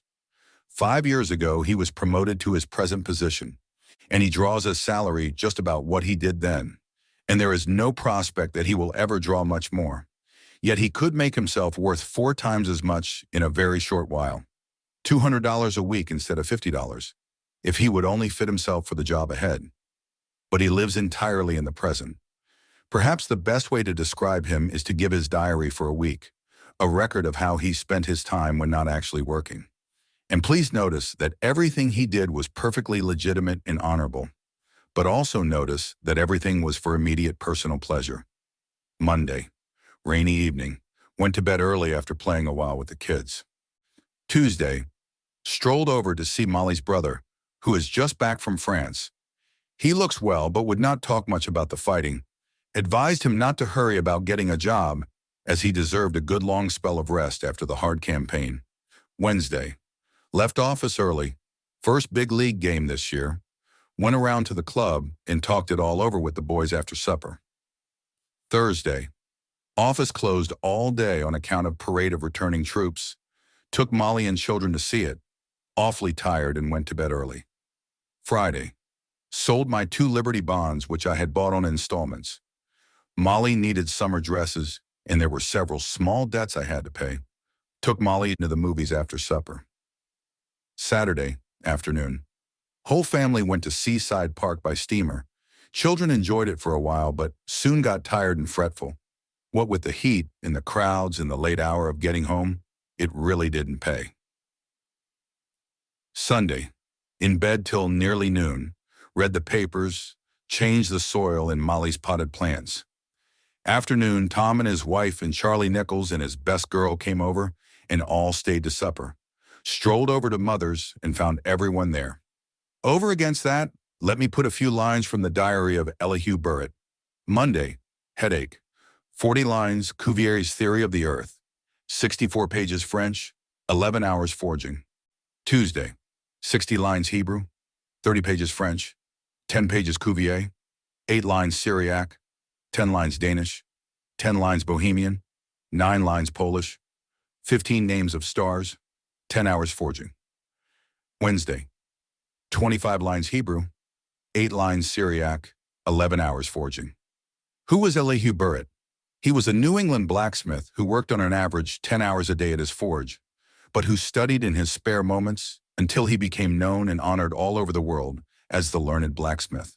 He became great, not by forging, but by the way he used his after-work hours and working harder. It was the rule of his life to study not how little he could do, but how much. These words were spoken of a great publisher and might have been made the text of the volume issued to commemorate the centenary of the business house founded by the man of whom they were spoken. The young man was 16 when his father drove him from their country home to the city and apprenticed him to a firm of printers. As an apprentice, he and another young man were frequently partners in working an old-fashioned hand press. One applied the ink with handballs, and the other laid on sheets and did the pulling. They changed work at regular intervals, one inking and the other pulling. The biographer who gives this description of the work of the two adds that his hero was accustomed to remain at his press after the other men had quit work whenever he could secure a partner to assist him. The young man's fellow worker was often persuaded to assist him in these extra efforts, usually much against his will, while he often felt like rebelling because of his partner's ambition to do his utmost for his employers. He could not restrain his admiration for the man's industry. Once the unwilling partner said, often after a good day's work, he would say to me, "Let's break the back of another token. 250 impressions. Just break its back."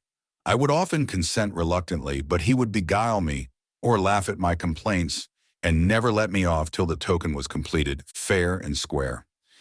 It was a custom for us in the summer to do a clear half-day's work before the other boys and men got their breakfast. We would meet by appointment in the gray of the early morning and go down to the printing room. Fellow workmen made sport of the ambitious young man, not only because of what they felt was his excessive industry, but because of his homespun clothes and heavy cowhide boots. He seldom retorted, but once, when Jess had gone further than usual, he said to a tormentor, "When I am out of my time and set up for myself, and you need employment, as you probably will, come to me and I will give you work." The man little thought the prophecy would be fulfilled. But 40 years after, when the industrious apprentice was mayor of the city and one of the world's leading publishers, he was reminded of the promise made to the tormentor, and the promised position was given to him. The workman who believed in doing more than was expected of him had won his way to fame and fortune, while his derider had made no progress. In 1817, the industrious apprentice asked a brother, who in the meantime had served his apprenticeship in a printing office, to go into business with him. Later, 2 other brothers were taken into the firm. All were believers in the doctrine that had led the oldest member of the firm to success, the doctrine of doing as much instead of as little as possible. Their readiness to work constantly enabled the 4 brothers, who started with little capital except their knowledge of their trade, to build up within a generation one of the world's greatest publishing houses. They improved every moment, but they were never tempted to work on Sunday. Business was never so pressing that they would break into the day of rest or make their men do so. In this, they were only living in accordance with purposes formed during their days of working for others. It is stated of one of the brothers, whose employer rejoiced in his readiness to do hard work and plenty of it, that he was expected to work on Sunday in order to get ready the catalog of an auction sale, which was to be held next day. "That I will not do," he said, respectfully but firmly. "I cannot work on Sunday." He did work till midnight. Then, in spite of the threat that he would be discharged, he laid down his composing stick on the case. On Monday morning, his employer apologized and asked him to return to work. 36 years after the founding of the house, it occupied 5 five-story buildings on one street and 6 on another street. Then a careless plumber started a fire that, within a few hours, destroyed the entire property. But the energetic men who knew how to work were not discouraged at the thought of beginning again. The night after the fire, they met for conference. As they separated, one of them remarked that the evening had seemed more like a time of social festivity than a consultation over a great calamity. Business associates hastened to make offers of loans. Within 48 hours, the firm was tendered more than $100,000. Publishers offered their presses, printing material, and office room. Authors wrote that they were ready to wait indefinitely for pay, while employees not only made a suggestion, but said they were willing to have their pay reduced. While none of these offers were accepted, they were greatly appreciated, for they told of the place the brothers had won for themselves by untiring industry and sterling integrity. After the fire, the house became greater than ever, so that today it stands as an example of what hard work coupled with high ideals may accomplish. And to every young man, the thought of it gives inspiration to follow in the steps of the founder, who made it the rule of his life to study not how little he could do, but how much. Be abusing the will to work. There are times when the real test of a worker's courage is not his readiness to work, but his will to curb the temptation to be intemperate in work. When the word intemperance is mentioned, most people think at once of strong drink. Many people are unwilling to think of anything but strong drink, as if where there is no temptation to drink, there can be no temptation to intemperance. Paul had a different idea. When he wrote to the Corinthians, "Every man that striveth for the mastery is temperate in all things," he must have had in mind scores of different ways in which intemperance endangers success.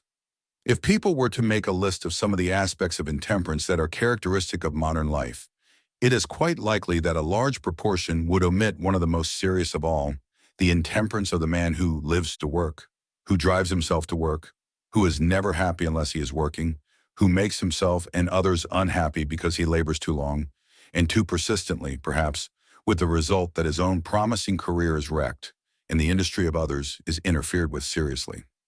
One of the most striking illustrations of intemperance in work is supplied by the life of Samuel Bowles, editor of the Springfield, Massachusetts, Republican, one of the famous editors of the generation beginning a few years after the Civil War. Mr. Bowles was but 18 years old when he had his first warning that his system could not stand the strain of the work to which a strong will drove him. His mother used to set a rocking chair for him at the table at mealtime because, as she said, Sam has so little time to rest. But the rocking chair was empty for months when a breakdown sent him south for a long period of recuperation. When he returned home, he plunged into work with all his might. He worked late at night. Vacations and holidays were unknown. Of recreation and general society, he had almost nothing, his biographer says. For years, his office hours began before noon and continued until 1 or 2 in the morning. Finally, the strain became too great, and loss of sight was feared. Still, he forced himself to work, and the injury to his brain was begun that was later to cause his death. He would take a bottle of cold tea to the office, that by its use he might aid his will to work when nature said, "Stop." For a long time his only sleep, and it was sadly broken sleep, was on a lounge in the office from 2 to 6 or 7 in the morning. Then he would set to work again. By his unceasing mental activity, he wore himself out, the comment was made on his career. For the last 20 years of his life, his nerves and stomach were in chronic rebellion. Heavy clouds of dyspepsia, sciatica, sleeplessness, exhaustion came often and stayed long. The intemperate worker knew what he was doing. Once he wrote to a friend, "You can't burn the candle at both ends and make anything by it in the long run, and it is the long pull that you are to rely on, and whereby you are to gain glory." Persistent headaches, nature's sharp signal that the engine had been overdriven, added to the warning. At last, when he was 37, he wrote, "My will has carried me for years beyond my mental and physical power. That has been the offending rock. And now, beyond that desirable in keeping my temper and forcing me up to proper exercise and cheerfulness through light occupation, I mean to call upon it not at all if I can help it, and to do only what comes freely and spontaneously from the overflow of power and life. This will make me a light reader, a small worker." Well for him if he had kept his resolution. Still, he drove himself to work beyond what his body and brain could stand. Then came paralysis. "Nothing is the matter with me but 35 years of hard work," he said. At the time of his death, he was not 51 years old. His friends could not but admire him for strength of will, for achievement in the face of ill health, for triumph by sheer willpower over every obstacle except the will that drove him to his death. He accomplished much, but how much more he might have accomplished if he had been temperate in his use of the wonderful powers of mind and body which God had given him. In connection with this glimpse of the life of one who illustrates the disaster brought by the will to be intemperate, it is helpful to think of the life of another American man of letters whose will to be temperate in his treatment of a body, weak and frail, prolonged life and usefulness. Francis Parkman, the historian, was never a well man after his trip that resulted in the writing of the Oregon Trail. In fact, he was a physical wreck at 25 years of age. He could not even write his own name until he first closed his eyes. He was unable to fix his mind on a subject, except for very brief intervals, and his nervous system was so exhausted that any effort was a burden. However, in spite of this limitation, which became worse, if possible, instead of better, he managed to accomplish an immense amount of the finest literary work by doing what he could and stopping when this was wise. His will to take care of himself was given the mastery of his will to work. For 44 years after the completion of the Oregon Trail, he labored on, preparing history after history. He was 70 years old when he died, leaving behind him achievements that would have been a tremendous task for a man in perfect health. To everyone is given the marvelous equipment of body and brain, as well as the will which makes possible their judicious investment or their prodigal waste in the struggle to make life count. Chapter 4. The Courage of Facing Consequences. Young people sometimes play the game of consequences. The sport increases in proportion to the strangeness of the results. Perhaps the reason the game has so many attractions is the fact that life is a long story of consequences. There are people who do not like to play the game of life seriously because they say the consequences of self-denial and self-sacrifice are too uncertain. They prefer the cowardice of inaction to the courage of purposeful living. The folks worthwhile are those who, refusing to be troubled by what may or may not be the consequences of their acts, still have the pluck to go on with what they know is right. Let the results be what they may, they propose to be straightforward and true. This is the courage that counts. There may be uncertainty as to the specific form the results of their stand may take, yet that result is sure to be pleasing and helpful. And now, adventuring. When Washington Irving was about to return to America from Madrid, where he had been Minister of the United States to the Court of Spain, the Philadelphia house that had been publishing his books, discouraged by the decreasing sales, sent word to him that the public was not able to appreciate his books, and they would have to allow them to go out of print. The books had been printed directly from the type, so there were no plates which another publisher might use to bring out further editions at small expense. The author, who was then 65 years of age, sorrowfully accepted the verdict of his publisher and planned to take desk room in the New York office of his brother, John Treat Irving, where he hoped to make a living by the practice of law. But this was not to be. In New York was a young publisher who believed that Washington Irving's works were classics, and that the American public would buy them eagerly if properly approached. Friends told him that he might make a mistake, but he had the courage to go ahead. So he wrote to the discouraged author what must have seemed to other publishers a daring letter. He proposed to publish new editions of all Irving's old books, on condition that new books also be given to him, and he promised that royalties for the first year should be at least $1,000, for the second year $2,000, and for the third year $3,000. When Irving received the letter, he kicked over the desk in front of him, at the same time saying to his brother, "There is no necessity, John, for my bothering with the law. Here is a fool of a publisher going to give me $1,000 a year for doing nothing." But the publisher was not so foolish as he seemed. His promises were more than made good. Sales were large, other authors were attracted, until the publishing house became one of the leaders among American publishers. 9 years later, Washington Irving had an opportunity to show his gratitude. Just before the Panic of 1857, a young man, whom the generous publisher had taken into partnership, involved him seriously. The defalcations were not discovered until the accidental death of the partner. Thus weakened, the firm was unable to survive the panic. Its affairs were put in the hands of a receiver, and all accounts were sold. At the age of 42, the head of the firm bravely faced the necessity of beginning life over. At the receiver's sale, Washington Irving bought the plates of all his books. A number of publishers offered him fancy terms if he would permit them to bring out new editions. But he turned a deaf ear to their entreaties and offered the plates to their former owner to be paid for in annual installments. Touched by the gratitude of his friend, the publisher accepted the offer. The author never had cause to regret his action. During the years that elapsed before his death, the results of the new venture were more satisfactory than ever. The courageous action of both publisher and author had been amply vindicated by results, forming character. The best time to learn the courage that proves so effective in the struggle of life is in youth. More than 50 years ago, two boys in Scotland were hunting rabbits. Tiring of the comparatively easy hunting on the ground, they looked longingly at a cliff of hard clay several hundred feet high, in whose precipitous side were many rabbit burrows. They managed to climb the cliff. At length they were making their way along an almost perpendicular parapet, cutting their way with their knives. Then one of the boys fell, with a scream, to the bottom of the cliff. There was a moment of terror. This was succeeded by a grim determination to go forward, the only way of escape. Driving his knife deep in the clay, he rested on this for a moment. That moment, it has always since seemed to him, marked the first momentous period in his life, the time when his personality first emerged into consciousness.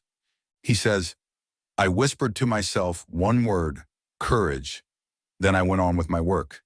At length, he reached the ground. The lesson learned at such fearful cost told emphatically on the boy's character. From that day, he showed that there was in him the making of a man who would not be balked by unfavorable circumstances. He did not understand how or why, but he felt that new willpower had come to him with the appeal to himself to take courage in the face of death. A few years later, he went to Brazil. A Spaniard told him that moral deterioration within 6 months was all but certain to come to every young man who began life there. But he was determined not to give way to bad habits. When he reached Santos, his companions urged him to give himself up to all kinds of vice. They told him that it was either this or death, or perhaps something worse than death. They emphasized their words by pointing to a young man who had determined to keep straight and had been left to himself until he was demented. But the boy who had learned courage on the precipice made up his mind that he must live as God wished him to live, and he turned a deaf ear to all entreaties. Another book of biography tells of a boy who delighted in playing cards with his father and mother. But when he united with the church and became president of the Christian Endeavor Society, he began to wonder if he was doing right. One night, his father took up the cards and called him to play whist. "I don't think I'll play whist anymore," he said quietly. "I've been thinking that perhaps it wasn't right for me to play." "Are you setting yourself up to judge your father and mother, young man?" his father asked sternly. "No, I didn't say it isn't all right for you to play," was the reply. But you know I am president of the Christian Endeavor Society, and some of the members don't think it is right to play. So I guess I'd better not." His father looked at him thoughtfully for a minute, then picked up the cards and threw them back into the drawer. "Charlie," he said, "I want you to understand that I think you have done a manly thing tonight, and I honor you for your courage." That was the end of whist in that house. Courage showed itself in much the same way in the life of J. Marion Sims, the great surgeon. He used to tell how, when he was a boy at a South Carolina school, he was able to take a stand that had its effect on his whole afterlife. Many of his fellow students were sons of wealthy planters, and their habits were not always the best. On several occasions, they tried to lead him into mischief. They were particularly anxious to make him a companion in their drinking bouts. Twice he gave way to their pleas, but after sorrowful experience of the results of his lapses, he decided to make a brave stand. So he said to his tempters, "See here, boys, you can all drink, and I cannot. You like wine, and I do not. I hate it. Its taste is disagreeable. Its effects are dreadful, because it makes me drunk. Now I hope you all will understand my position. I don't think it is right for you to ask me to drink wine when I don't want it, and when it produces such a bad effect on me." To say this required real courage, but the results were good, not only in himself, but also, fortunately, in some of his companions. 3. Truth-telling. Those who, in early life, learn to be courageous in the face of difficult tasks will be ready for the temptation that is apt to come to most young people to compromise with what they know to be right and true, to allow an exception just this once in the straightforward course they have marked out for themselves. And the worst of it is that such a temptation is apt to come without the slightest warning and to present itself in such a light that it is easy to find an excuse for yielding and to deem it quixotic and unreasonable not to yield. Once a young teacher who later became famous at Harvard had occasion to censure a student who had given, as he believed, the wrong solution of a problem. On thinking the matter over at home, he found that the pupil was right and the teacher wrong. It was late at night and in the depth of winter, but he immediately started for the young man's room, at some distance from his own home, and asked for the man he had wronged. The delinquent, answering with some trepidation the untimely summons, found himself the recipient of a frank apology. "Why, in the name of reason, do you walk a mile in the rain for a perfectly unimportant thing?" this man was asked on another occasion. "Simply because I have discovered that it was a misstatement, and I could not sleep comfortably till I put it right," was the reply. Again, the story is told of him that he borrowed a friend's horse to ride to a town where he expected to take the stage. He promised to leave the animal at a certain stable in the town. Upon reaching the place, he found that the stage was several miles upon its way. This was a serious disappointment. A friend urged him to ride to the next town, where he could come up with the vehicle, promising himself to send after the borrowed horse and forward it to its owner. The temptation to accept the offer was great. The roads were ankle-deep in mud, and the stage rapidly rolling on its way. The only obstacle was his promise to leave the horse at the appointed place. He declined the friendly offer, delivered the horse as he had promised, and, shouldering his baggage, set off on foot through the mud to catch the stage. At this time he was 18 years old, but he had learned the lesson that made him remarkably efficient and dependable through life. Dr. W. T. Grenfell has told of a hardy trapper in Labrador, the partner of a man who was easily discouraged. The arrangement was that they should share equally the hardships and the rewards of the trapping expeditions. Both were very poor. The stronger man was most unselfish in his treatment of his associate. One winter their lives were all but lost during the severity of a storm which burst on them while they were setting their traps on an ice-girt island. On reaching the mainland, the timid man insisted on dissolving the partnership. He was unwilling to repeat the risks, even for the sake of his needy family. In a few days, the hardy trapper revisited the traps on the mainland. To his great joy, he found in one trap a magnificent silver fox whose skin was worth $500, a fortune to the Labrador trapper, especially welcome during that hard winter. "How glad I am the partnership has been dissolved and that the fox is all mine," was his first thought. But first thought was not allowed to be last thought. There was a struggle. At length, the decision was made that the needy man who had set the trap with him should share in the prize.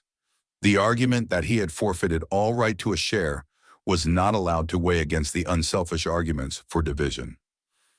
A friend of young people has told of an incident which occurred in a great Boston department store where she sought to match some dress goods.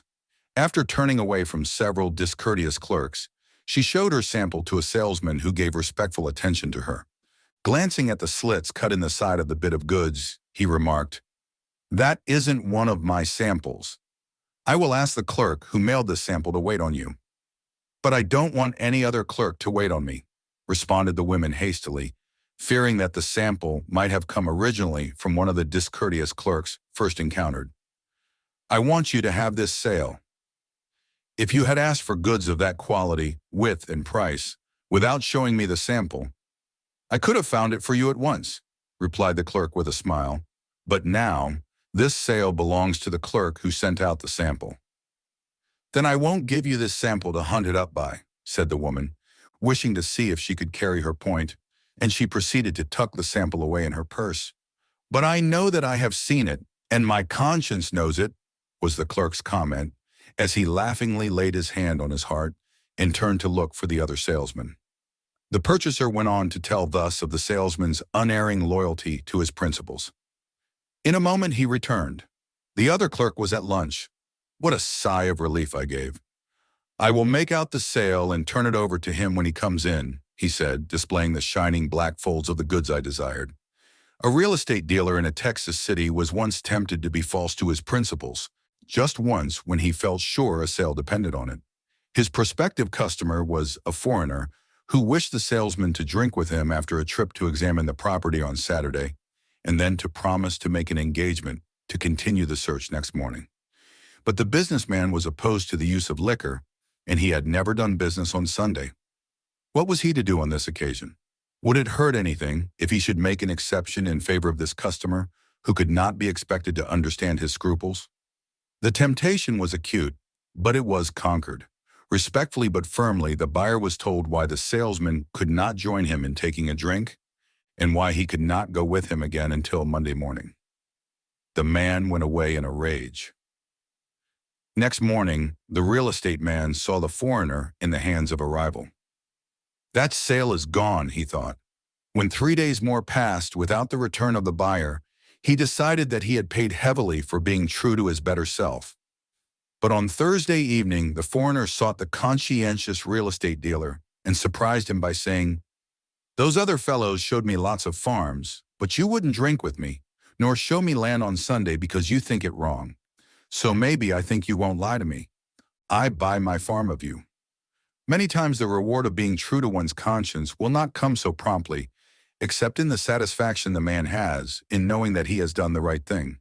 But the sure result is to bring him a little nearer to the great reward that must come to a man whose integrity has stood the test of years, the appreciation of those who know him and their confidence in his honor.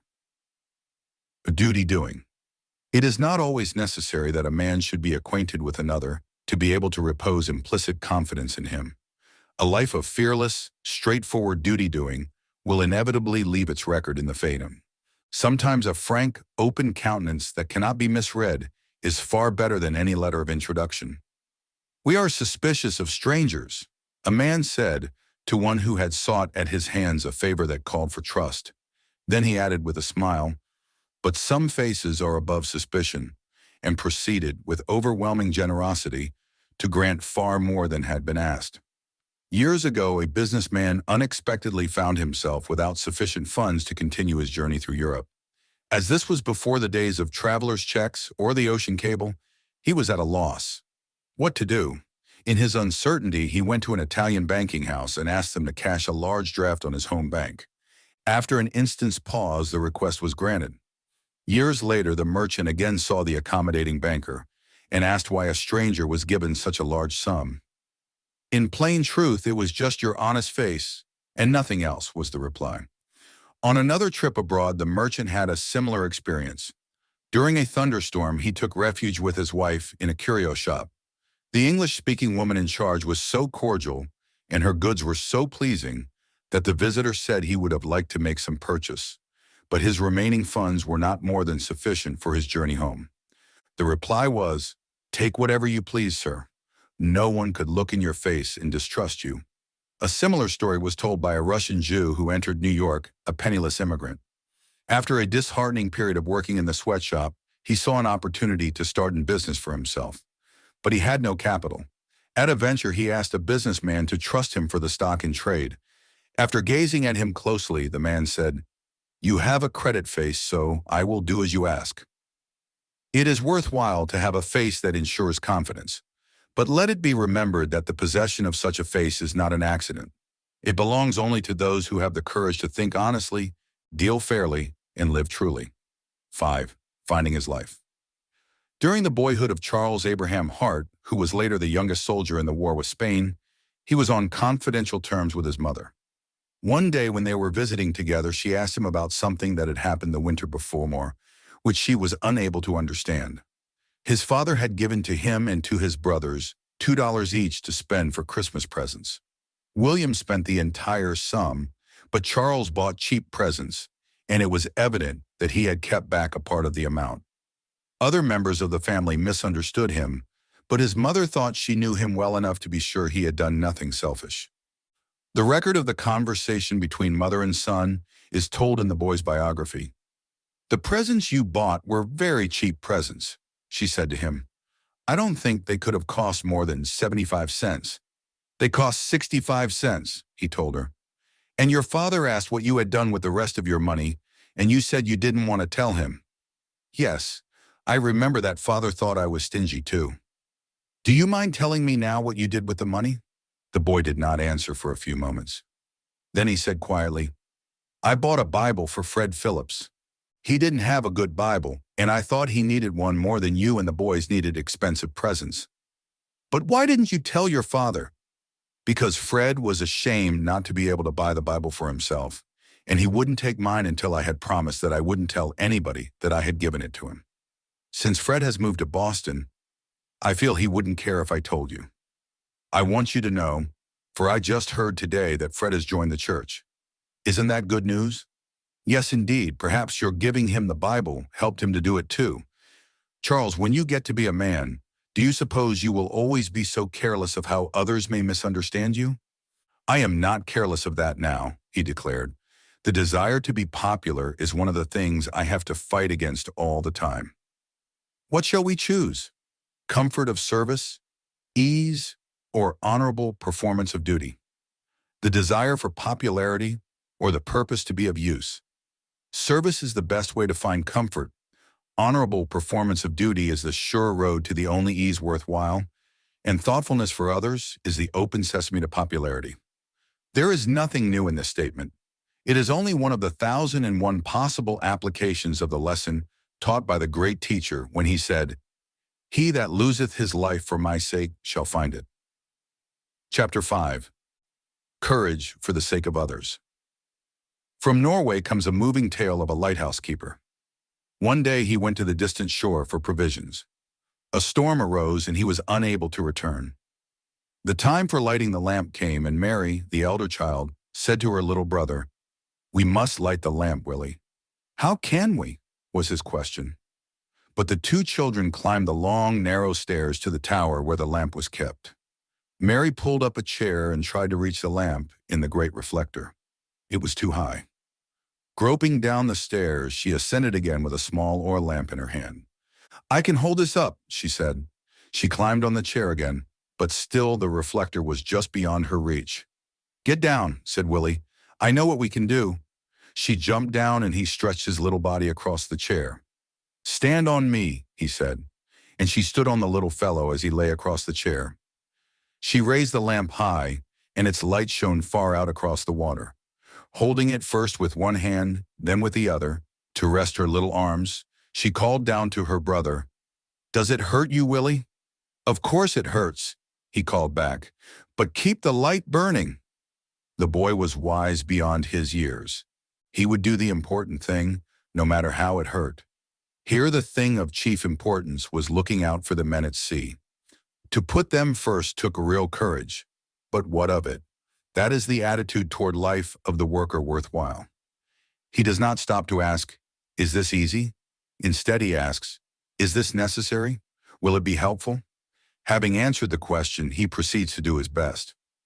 It may hurt at first, but the time will come when it will hurt so much to leave the service undone that the inconvenience involved in doing it is lost sight of. Imparting courage.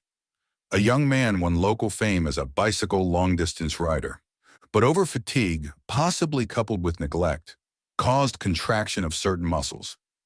He was unable to stand erect. He walked with bent back, like an old man.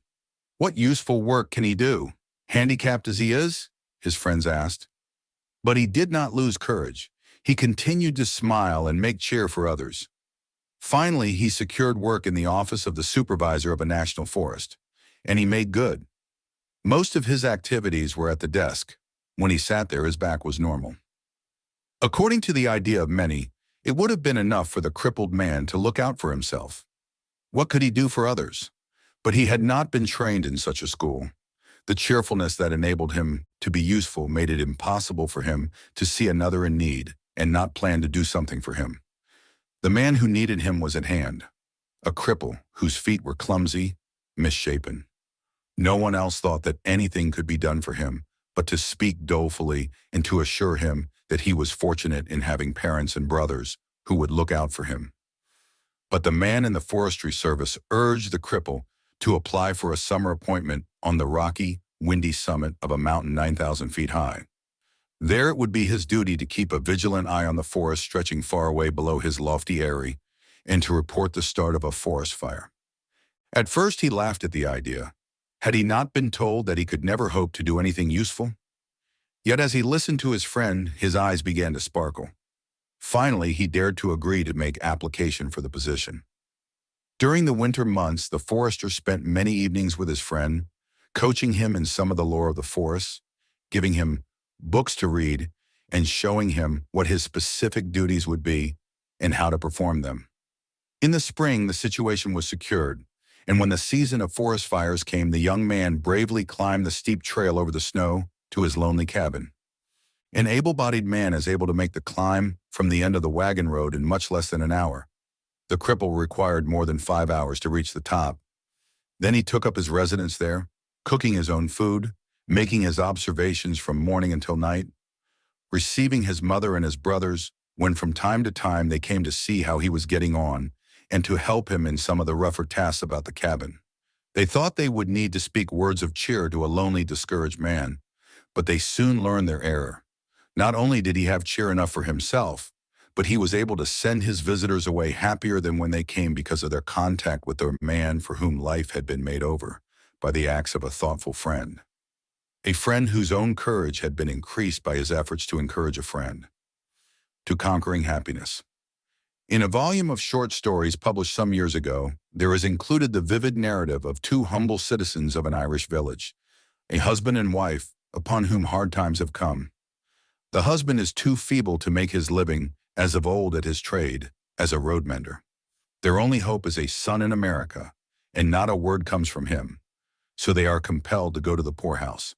Friends condole with them, and they are sad enough to suit the notions of those who feel that an awful ending is coming to their lives.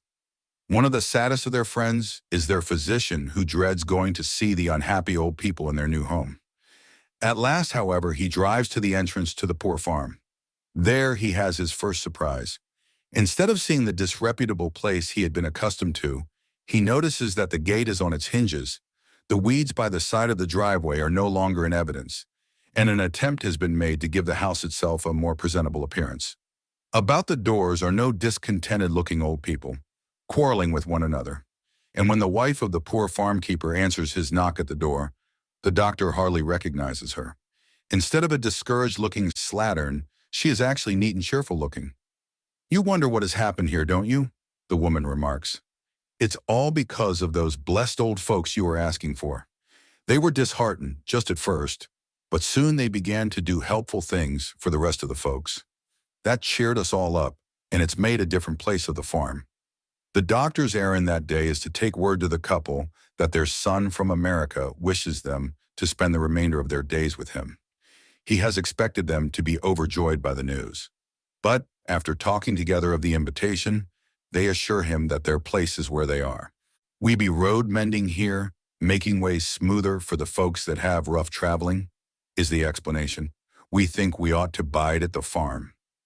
Thus the old people took the way of conquering unhappiness made known so long ago by him who set the example of finding joy in caring for other people. The way taken by a modern follower of his who wrote home from the army. I cast my lot where I knew the road would be rough, and why should I complain? It seems to me at times that I must give way to my lower self and let the work slip off my back on others, perhaps more tired than myself. But I have a tender, kind Father in heaven who tells me that my way is right. I have very little to uphold me in this work away from my friends. My happy moments are those which I spend with my Bible during my night watches, or thinking of happy days gone by, or building me air castles for days to come. I am happy too when I read the little verse written in the front of my testament, and so thankful for the power to understand it. So nigh is grandeur to our dust, so near is God to man. When duty whispers low, thou must, the youth replies, I can. Yet there are those who insist that it is the duty of one whose lot is hard to be morose and sad, that by covering his sadness with the gladness of service, he is making a cheat of himself. In verse, a writer with insight has pilloried such critics. He went so blithely on his way, the way men call the way of life, that good folks who had stopped to pray, shaking their heads, were wont to say, it was not right to be so gay upon that weary road of strife. He whistled as he went, and still he bore the young where streams were deep. He helped the feeble up the hill. He seemed to go with heart a-thrill, careless of deed and wild of will. He whistled that he might not weep. 3. Making little things count. There are people who spend so much time looking for the large, spectacular opportunities for serving others that they pass by as unworthy of notice the opportunities for doing what seem to be little kindnesses. Fortunately, however, there are people who are so taken up with rendering what they call little services that they have no time to worry because the big opportunities do not come their way. A magazine writer tells of one of these doers of simple kindnesses. I was the shabbiest girl in the office, she says. It was no one's fault and no one's shame that we were poor. I had intelligence enough to know that. I knew, too, what a sacrifice Mother had made to pay for my tuition at business school. Still, the knowledge of my shabby clothes forced itself upon me, particularly my old black skirt. Mother had cleaned it and pressed it and cleaned it, but it seemed bent with age, and all the office girls looked so fresh and pretty in their trim business suits. I imagined all the first morning that they were pitying me and felt them looking at my shabbiness, and during noon hour I was so miserable. But when I went back next morning, I noticed that one of the girls had on nearly as old clothes as I did, and she was so nice to me that I fancied she was glad I had come because of our mutual poverty. Not until after I earned enough money to buy some suitable, nice clothes did I realize that the poor girl, as I thought her, had drifted back into the prettiest, most tasteful clothes worn by any of the girls. She had only borne me company at a most trying time, and she knew, because her fellow workers all admired her, that the little object lesson would keep them from hurting my feelings. The day has come now when new clothes are usual, when I may even achieve an appearance that is known as stylish. But in my office, when a girl comes in shabby, painfully sensitive as I was, I bear her company until the better time shall come. From another observer comes a story of the simple deeds of kindness done by a company of young people in Brooklyn to a young woman married to an elderly and uncongenial man. She showed symptoms of taking her life into her own hands. She felt that the world owed her happiness, and she was tempted to take it anywhere it might be found, especially in one undesirable direction. She was poor and outside of many ordinary social pleasures. The word was passed along the line that Mrs. D needed a special attention and friendliness shown her.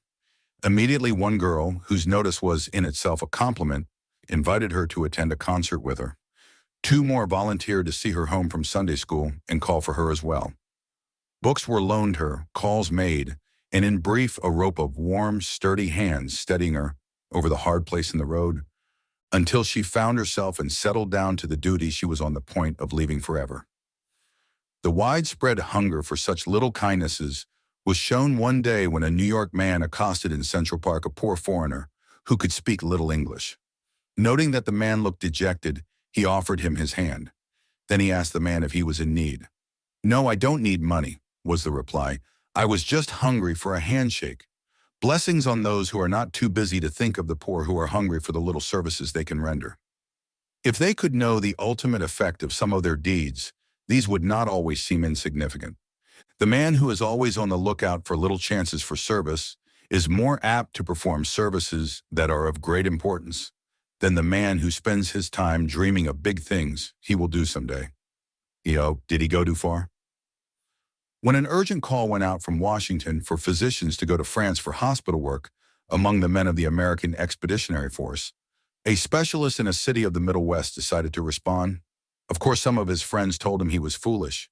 They urged that he was needed for service at home. "Let doctors go who can be spared better than you," they said. "Think of the great work you're doing. Work that will be more than ever necessary because thousands of others are leaving practices and going to the front. Think of your past. How you worked your way through medical college at cost of severe toil. Think of your family and the increasing demands on you. Think of the future. What will become of your lucrative practice?" The specialist did think of these things. He had delayed decision because the arguments had presented themselves forcibly to his own mind. At last, however, his mind was made up.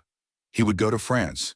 He would leave his patients in charge of two capable friends who would do everything possible to turn over, on the return of the volunteer, the lucrative office practice built up through many years.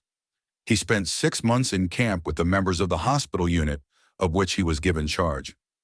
Just before he went over there, a friend said to him, "It is fortunate that your practice is to be cared for so efficiently." "What's that?" was the reply. "Oh, you mean the colleagues who took over my patients. They too have enlisted and will soon be going abroad." "But what of your $35,000 income?" was the dismayed rejoinder. "Surely you haven't the courage to give up all that." The major snapped his fingers and said with a smile, "That for the practice. It is my business to respond to my country's call. Don't talk of the sacrifice. What if I do have to start all over again when I come home? Just now, I don't have to think about that." This incident came to mind when reading in a popular weekly a telling story camouflaged as to names, location, and business, but recorded as the experience of a captain of industry. The story made him a manufacturer of shoes who, in the beginning, was rejoicing that his plants were running full-time, turning out so many shoes for the regular trade that the profits of the year were bound to be tremendous. With others, he heard the plea of the government for shoes for the soldiers. Carefully, he assured himself that he would not need to respond. There were many manufacturers who would rush headlong for government contracts. When he learned that there were not enough volunteers, he felt uncomfortable. Then, to his relief, he was asked to take the chairmanship of the subcommittee on shoes of the State Council of Defense. "I'll do it," he decided. "That will let me out honorably. As chairman, I shall be criticized if I bid on the contracts myself." Of course, he learned his mistake. At length, he decided to turn over one of his 6 plants to government contracts. The decision made him feel quite virtuous. Content was his only a little while, however, so he decided to devote another plant. Yet when he made his figures, he thought he would add 5 cents a pair to his bid as an extra margin of safety. Again, his calculations were upset when his son told him that he had enlisted. "That wasn't necessary," the father said. "What made you do it?" "Why, Dad, you know you'd expect me to feel ashamed if you didn't do just every little thing you could in a business way to help win this war. If you held back a shoe that would help the government or charged a cent more than you ought to. You furnish the shoes and I'll furnish the chutes." Of course, more had to be done after that. Soon, half the plants were enlisted for the country.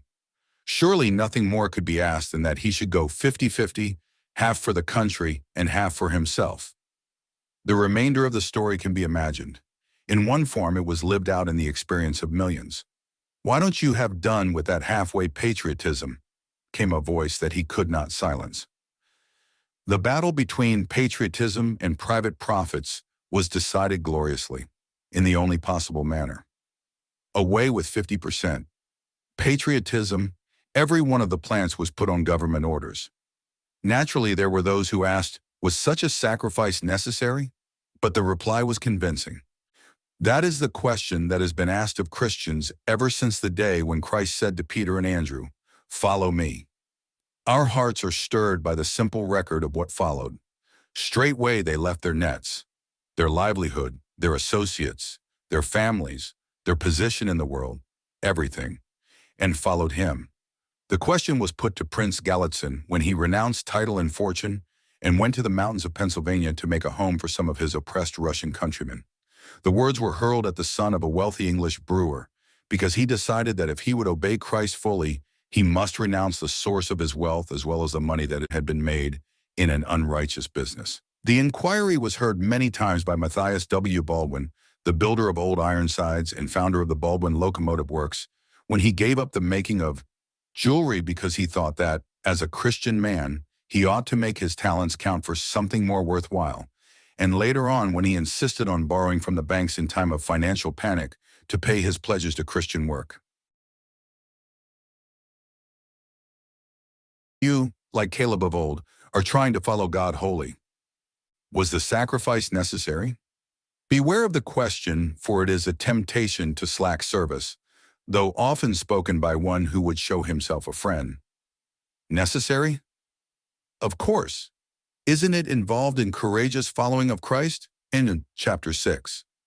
Golden Rule Courage. There is so much good in the worst of us and so much bad in the best of us that it hardly becomes any of us to talk about the rest of us. That popular rhyme hits the nail squarely on the head. We are not to judge others. The world would be a pleasanter dwelling place if we would lay aside our critical attitude and look on the best side of the men and women about us. Instead, however, it sometimes seems as if we were determined to forget all the good and remember only the evil. Our additions to the comments of others are not praise, but blame. We do not seek to correct an unfavorable comment by saying, "But think of the good there is in his life." We insist on drowning merited praise by saying, "But think how selfish he is, how careless of the comfort of others." That is the cowardly thing to do. And life calls for courage. The worst thing about the maker of such comments is that the readier he is to see, or imagine, faults in another, the more blind he is apt to become to faults in himself. This inability to see his own shortcomings would be ludicrous if it were not so pitiful. Yet these shortcomings are apparent to all who know him. Jesus, who knew human nature, said, "Judge not, that ye be not judged. First cast out the beam out of thine own eye. Then shalt thou see clearly to cast out the mote out of thy brother's eye." The courageous task of reforming ourselves seems prodigious when we think what good opinions we have of ourselves and what poor opinions we have of others. But the task is not impossible, for God has promised to give us the help we need, and he will never disappoint us. An earthly father knows how to give good things to his children. Shall not the heavenly Father do as much and more? Since we have such a Father, it is the least we can do to learn of him the true philosophy of life. Listen while he tells us what it is. "All things, therefore, whatsoever ye would that men should do unto you, even so do ye also unto them." Impossible and impracticable? Let us see. Looking out for others. The president of a big manufacturing concern, who is also its active operating head, is quoted as saying that he finds a growing tendency among young men to go after business by sharp practice when they cannot get it any other way. They will cut the corners of a square deal to land an order. In applying for positions, he goes on to say, some young fellows have tried to recommend themselves by telling how they got orders for former employers by some neat trick. I have had to tell them, square and plain, he adds, that there wasn't any recommendation in that kind of talk with me.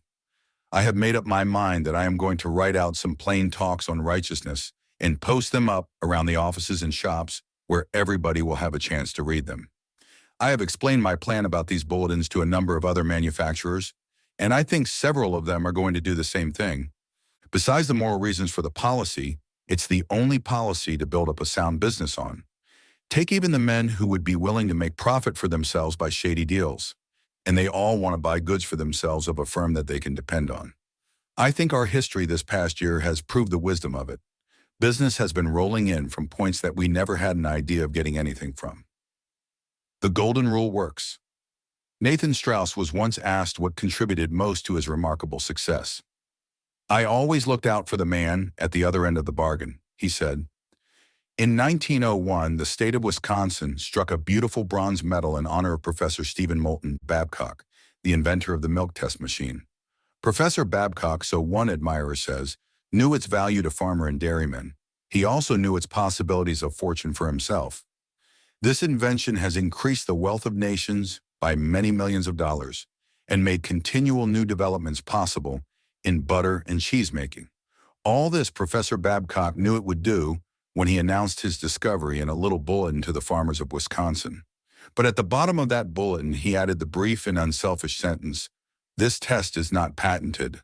With that sentence, he cheerfully let a fortune go. He wanted his invention to help other people rather than make himself rich. What a difference it would make if everyone should take the golden rule as the motto for each day, asking Christ's help and living in accordance with it. What a difference it would make in every home if father and mother and all the sons and daughters should resolve to make theirs a golden rule household. The first thing necessary in bringing about such a change in the home is for one member to make the resolution and to do his best to live up to it. Others will follow inevitably when they note his careful, unselfish life and helpful acts. There is a Jewish tradition that a Gentile came to Hillel asking to be taught the law.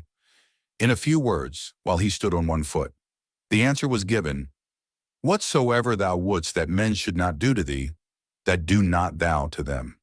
This was good as far as it went, but there was nothing positive about it. Christ's teaching supplies the lack, showing what we are to do as well as what we are to leave undone. Christ always gives the touch required to make old teachings glow with life. Succeeding by courageous service. When John E. Clough was a student working his way through college, he was employed in a menial capacity at a hotel in a western town. His employer was absent for a season, and the student was compelled to take charge of the hotel. He was successful, for he learned how to handle men of many sorts, how to provide for their comfort, how to make them feel that he was doing his best for them. Years later, when he was a missionary in India, it became necessary for him to plan for the temporary entertainment of the men and women who came to the mission station by hundreds and even by thousands seeking Christian baptism. For days it was necessary to provide for their comfort. Many men would have been dismayed by the task, but to Dr. Clough the problem presented was simple. He had only to do on a large scale the very things which made his boyhood efforts at hotel keeping such a pronounced success. Experience in a hotel is a good course of preparation for any young man, whether he plans to be a missionary or to serve in any of the home callings that demand the Christian's time and thought. However, it is not possible for more than a very small proportion of young people to serve a period in a hotel. So it will be helpful to them to read some of the suggestions that have been made by a successful hotel proprietor. Those who heed these suggestions are apt to be successful in dealing with men and women anywhere. It is worthwhile to note some of these rules. The hotel is operated primarily for the benefit and convenience of its guests. Any member of our force who lacks the intelligence to interpret the feeling of goodwill that this hotel holds toward its guests cannot stay here very long. Snap judgments of men often are faulty. The unpretentious man with the soft voice may possess the wealth of Croesus. You cannot afford to be superior or sullen with any patron of the hotel. At rare intervals, some perverse member of our force disagrees with a guest as to the rightness of this or that. Either may be right. In all discussions between hotel employees and guests, the employee is dead wrong from the guest's standpoint and from ours. Each member of our force is valuable only in proportion to his ability to serve our guests. Every item of extra courtesy contributes towards a better pleased guest, and every pleased guest contributes toward a better, bigger hotel. Yet a young man should not have to go to a hotel to learn these lessons. They were taught in the book that every one of us should know better than any other book in our library. Listen to these messages of the book and compare them with the rules of the hotel. Not looking each of you to his own things, but each of you also to the things of others. Be tenderly affectioned one to another, in honor preferring one another. Judge not that ye be not judged. The rich and the poor meet together. Jehovah is the maker of them all. Better it is to be of a lowly spirit. He that is slow in anger appeaseth strife. I am among you as he that serveth. Ye are the light of the world. The best book for anyone who is trying to be a success in the world is the Bible. For the Bible teaches how to serve, and he who has the courage best to serve his fellows in the name of the great servant is the most successful man. Service by sympathy. It has been said that while the word sympathy does not occur in the Bible, the idea is there. It is in bud in the Old Testament, but it is in full blossom in the New Testament. Christ was always sympathetic. He felt for the disturbed host at the wedding. His heart went out to Zacchaeus. He wept with Mary and Martha. He listened to the plea of the blind and the lepers. He was deeply stirred as he saw the funeral procession of him who was the only son of his mother, a widow. An eloquent preacher was talking to his people of this glorious flower of the Christian life. Beholding the lily, he said, sympathy breathes a prayer that no untimely frost may blight the blossom. Beholding the sparrow, sympathy fills a box with seeds for the birds, whose fall the Heavenly Father knoweth. Beholding some youth going forth to make his fortune, sympathy prays that favorable winds may fill these sails and waft the boy to fame and fortune. Do the happy youth and maiden stand before the marriage altar? The Christian breathes a prayer that love's flowers may never fall, and that those who are now young may grow old together. One of the pleasing stories told of Richard Harding Davis, the writer and war correspondent, was of an incident when real sympathy transformed him. In May 1898, when the Massachusetts troops were about to go from Florida to Cuba, Mr. Davis entered the encampment as the men were saddened by the first death in the company. At once his cheerful face took on a subdued look. The next day proved to be a broiling, dry, hot day which set the blood sizzling inside of one. But Davis tramped for 2 hours in the search of flowers. Then he learned that 8 miles away he might secure some. Though no one was abroad who did not have to be, Mr. Davis started on a 16-mile horseback trip. Securing the flowers, he brought them back and made a cross of laths on which he tied them. Then came the search for colors to make the flag. Again he tramped a weary distance, but at last he found red, white, and blue ribbon. That night he laid his tribute on the casket. An American author who lived several generations before Davis was noted for his sympathetic attitude to the suffering. Richard Henry Dana was compelled when a young man to take a voyage around Cape Horn on a sailing ship. That classic of the sea, 2 years before the mast, was one of the results of that experience. Another result was that when the author became a lawyer in Boston, his knowledge of ships made him a favorite advocate in nautical cases. His knowledge of the sufferings of the men before the mast, who were so often abused, was responsible for his taking their part in many an unprofitable case. He had learned by bitter experience what the sailors under a brutal captain had to suffer, and any mistreated seaman had in him a firm friend and a fearless pleader. The truest sympathy comes from those who, like Dana, know what suffering means. An author in Scotland who lived in Dana's generation never heard of the American friend of seamen, but he had the same spirit, born of his own suffering. He was not accustomed to complain and was always reticent in speaking of himself. Once, however, for the sake of a friend, he allowed himself to tell of his own life. With all your sorrows I sympathize from my heart, he wrote. I have learned to do so through my own sufferings. The same feeling which made you put your hand into your pocket to search among the crumbs for the wanting coin for the beggar leads me to search in my heart for some consolation for you. The last 2 years have been fraught to me with such sorrowful experiences that I would gladly exchange my condition for a peaceful grave. A bankrupt in health, hope, and fortune, my constitution shattered frightfully, and the almost certain prospect of being a cripple for life before me, I can offer you as fervent and unselfish a sympathy as ever one heart offered another.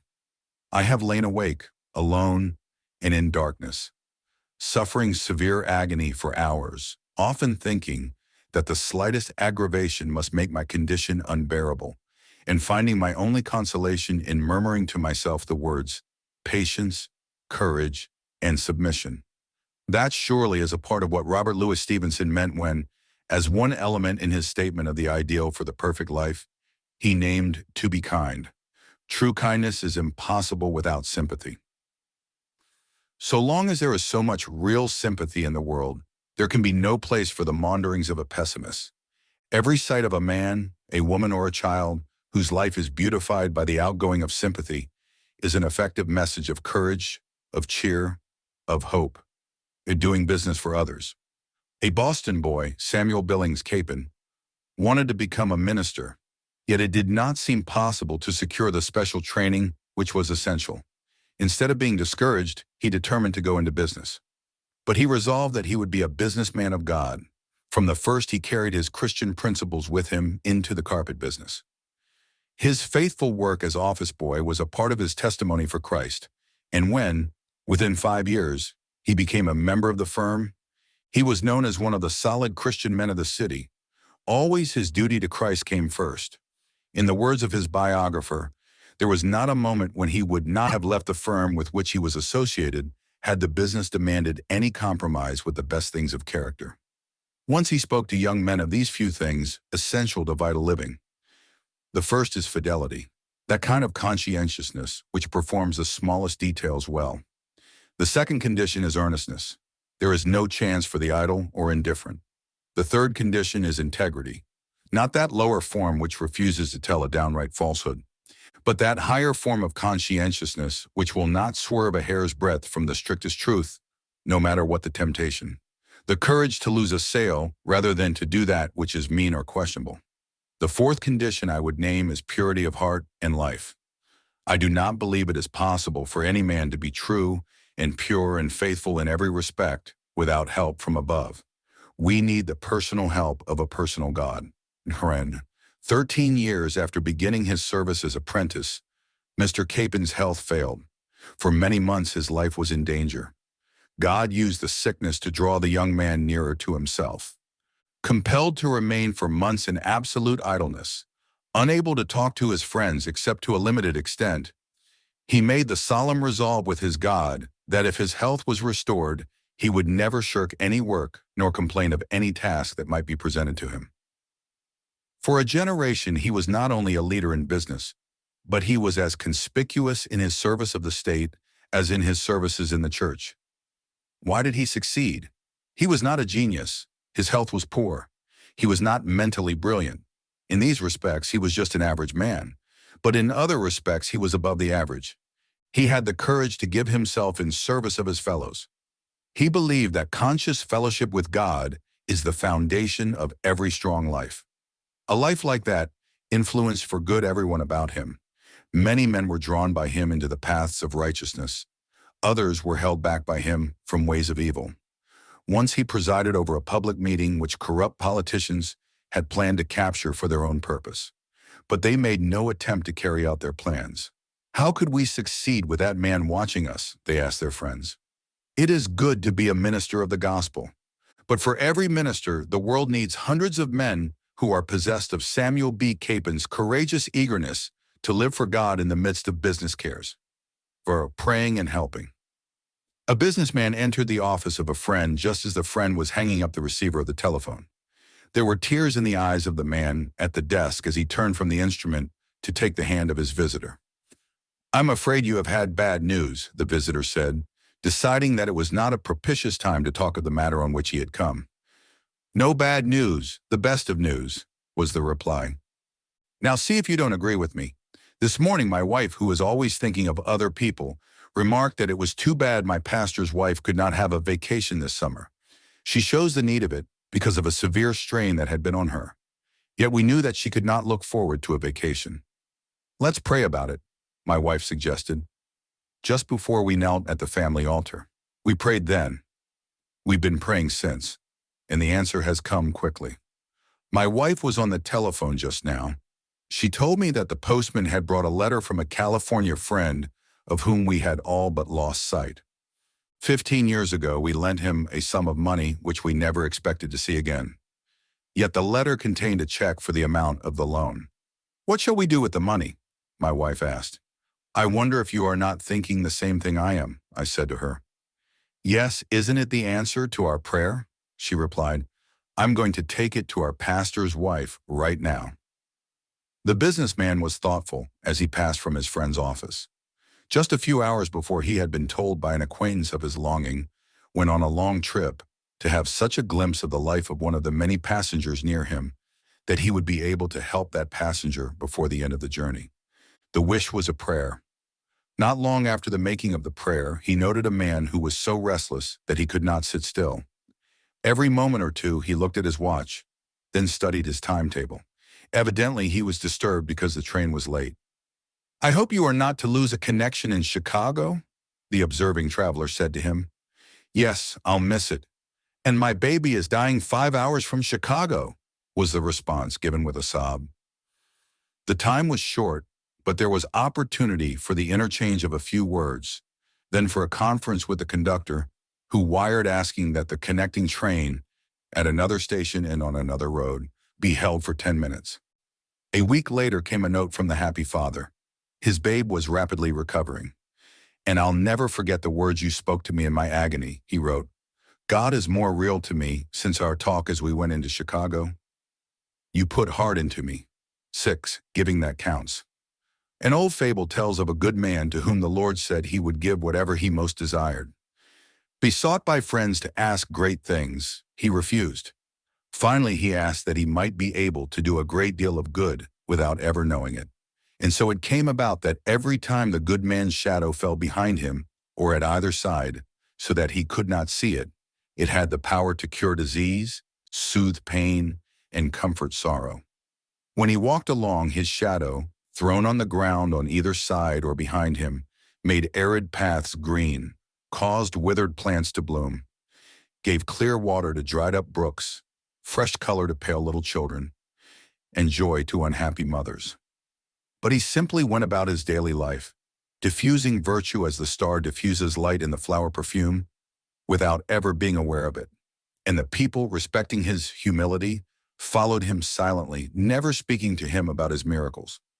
Little by little, they even came to forget his name and called him only the Holy Shadow. It would be a splendid thing if all would learn the lesson taught in the fable, that the man who would do good should have the courage to be unconscious of the good he is doing. And so, as unlike as possible, the rich woman of whom someone has told, who turned a deaf ear to every petition for help unless there was a subscription paper circulated and she was given the chance to head the list. But no poor person came into her house who said, "May God reward you." She never experienced the pleasure of making a poor woman on the back stairs happy with a cup of warm coffee, or hungry children with a slice of bread and butter, or an infirm man with a penny. Perhaps she satisfied her conscience by saying that she did not believe in indiscriminate charity. Frequently, that excuse is given conscientiously, but how often the real meaning is, "I do not believe in charity that does not make people talk of my generosity." In the Sermon on the Mount, Jesus taught the folly of giving in such a manner. The lesson was enforced by two pictures: a man standing on the street, giving alms to the poor, while attention is called to his generosity by the sounding of a trumpet which everyone must hear, and a man whose giving is so much a matter of secrecy that he does not think of it a second time.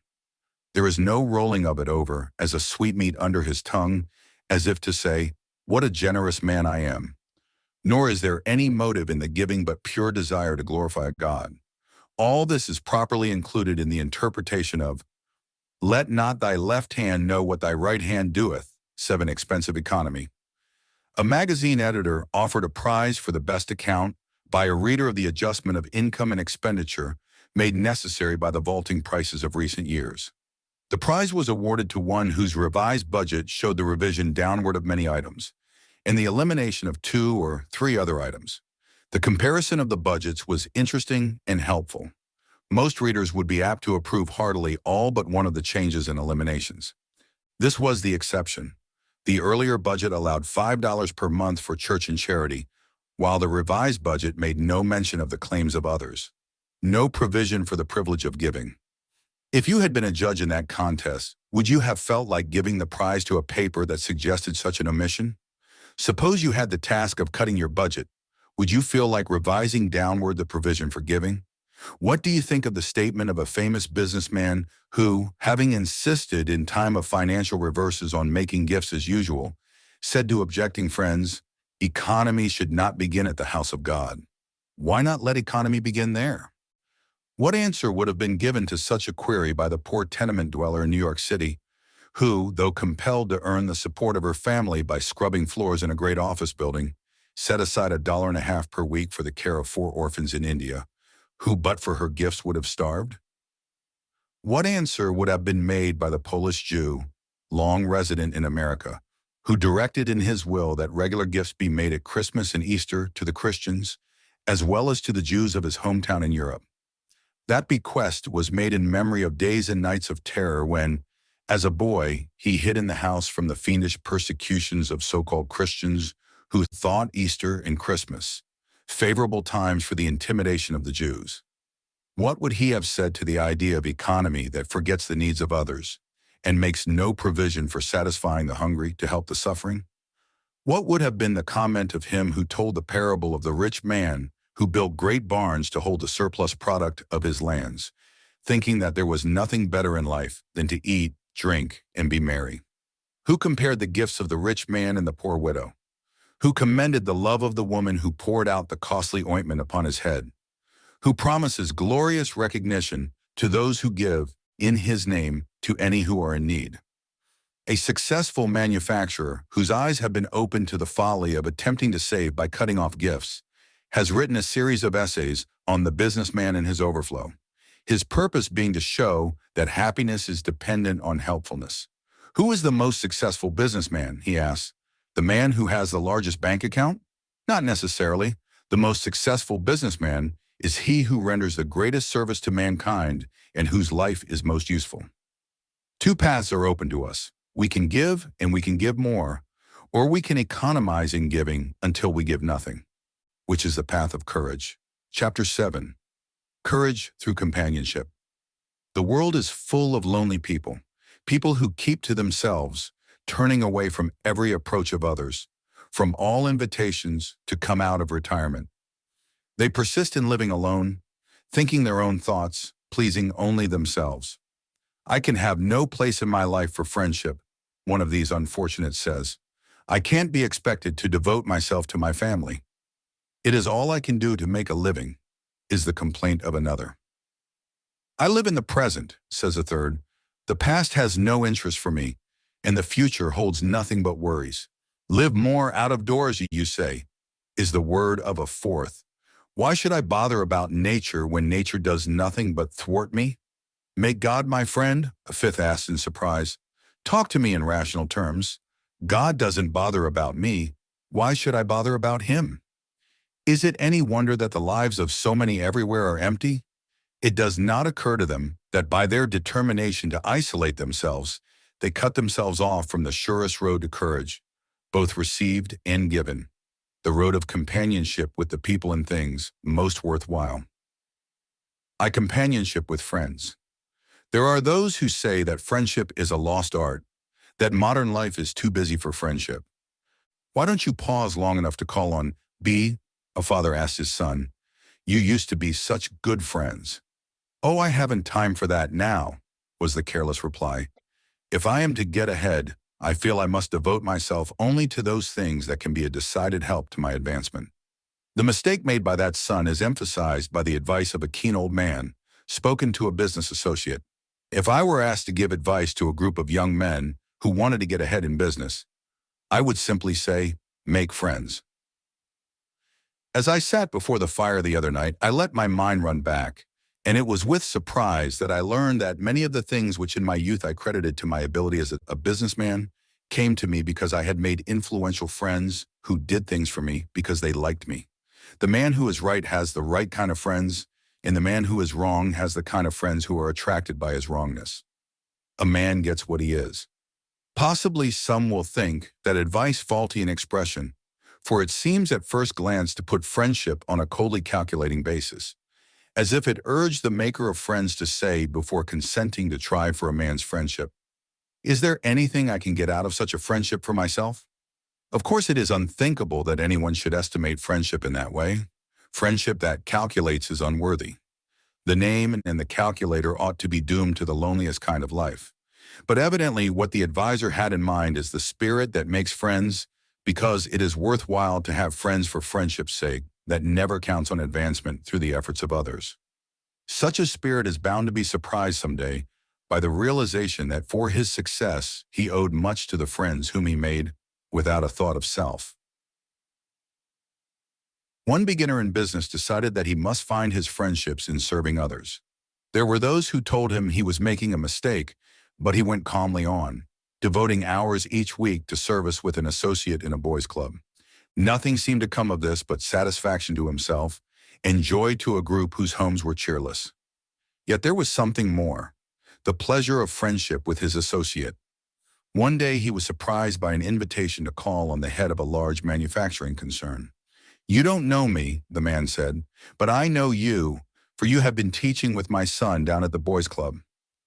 For a long time I've been on the lookout for a young man who can come into this business with a view to taking up the work with my son when I must retire. From what I have heard your friend, my son, tell of you, you are the man I have sought. It is impossible to count on a thing like that as a result of friendship.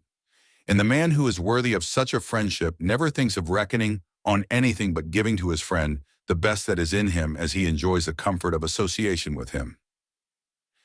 Many years ago, the author of The Four Feathers wrote of such a friendship between two men.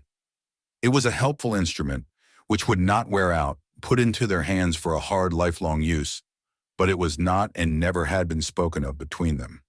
Both men were grateful for it, as for a rare and undeserved gift. Yet both knew that it might entail an obligation of sacrifice. But the sacrifices, were they needful, would be made, and they would not be mentioned. It has been well said that love gives and receives and keeps no account on either side. But that is very different from deliberately using friendship for selfish ends. Successful comrades. For days, two men had been together, tramping, driving, boating, eating, sleeping, talking, and when the time for separation came, one said to the other, "Will you please give a message to your wife? Tell her for me, if you will, that she has made her husband into a real comrade." That man would have been at a loss to tell what are the elements that go to the making up of a good comrade. In fact, he intimated as much on the last day of the excursion. You can no more tell the things that go to make up a real comrade than you can explain the things that make a landscape beautiful. You can only see and rejoice. Just so, it is possible to see instances of good comradeship and rejoice. In order that there may be real comradeship between two individuals, it is not at all necessary that they shall belong to the same station in life. One of those to whom John Muir, the great naturalist, proved himself a true comrade was a guide who many times went with him into the fastnesses of the high Sierras of California. "It was great to hear him talk," the guide has said. "Often we sat together like two men who had always known each other. It wasn't always necessary to talk. Often there would be no words said for half an hour. But we understood each other in the silence. Nor is it essential that people shall be much together before they can be real comrades." Theodore Roosevelt and Joel Chandler Harris knew one another by reputation only until the red letter day when Uncle Remus entered the door of the White House in response to an urgent letter of invitation in which the president wrote, "Presidents may come and presidents may go, but Uncle Remus stays put. Georgia has done a great many things for the Union, but she has never done more than when she gave Joel Chandler Harris to American literature." When the two animal lovers finally came together, there was real comradeship. That the reporters understood this was evident from the wire one of them sent to his paper. Midnight. Mr. Harris has not returned to his hotel. The White House is ablaze with light. It is said that Mr. Harris is telling the story of Brer Rabbit and the Tar Baby. But the Georgian's own colloquial account of the memorable session with his comrade at Washington was more explicit. "There are things about the White House that'll astonish you if ever you get there while Teddy is on hand. It's a home. It'll come over you like a sweet dream the minute you get in the door. It's a kind of feeling that you can have in your own house, if you've lived right, but it's the rarest thing in the world that you can find it in anybody else's house." We mostly talked of little children and all the pranks they're up to from morning till night, and how they draw old folks into all sorts of traps and make them play tricks on themselves. That's the kinder talk I like, and I could set up long past my bedtime and listen to it. Just at the right time, the president would chip in with some of his adventures with the children. I felt just like I had been on a visit to some old friend that I hadn't seen in years. When Robert Louis Stevenson and Edward Livingston Trudeau spent days together at Dr. Trudeau's Adirondack Sanitarium, the one as patient, the other as physician, they proved that true comradeship is possible even when men's tastes are most unlike. It was possible because they knew how to ignore differences and to find common ground in the worthwhile things. My life interests were bound up in the study of facts, and in the laboratory I bowed duly to the majesty of fact, wherever it might lead, Dr. Trudeau wrote. Mr. Stevenson's view was to ignore or avoid as much as possible unpleasant facts, and live in a beautiful, extraneous, and ideal world of fancy. I got him one day into the laboratory, from which he escaped at the first opportunity.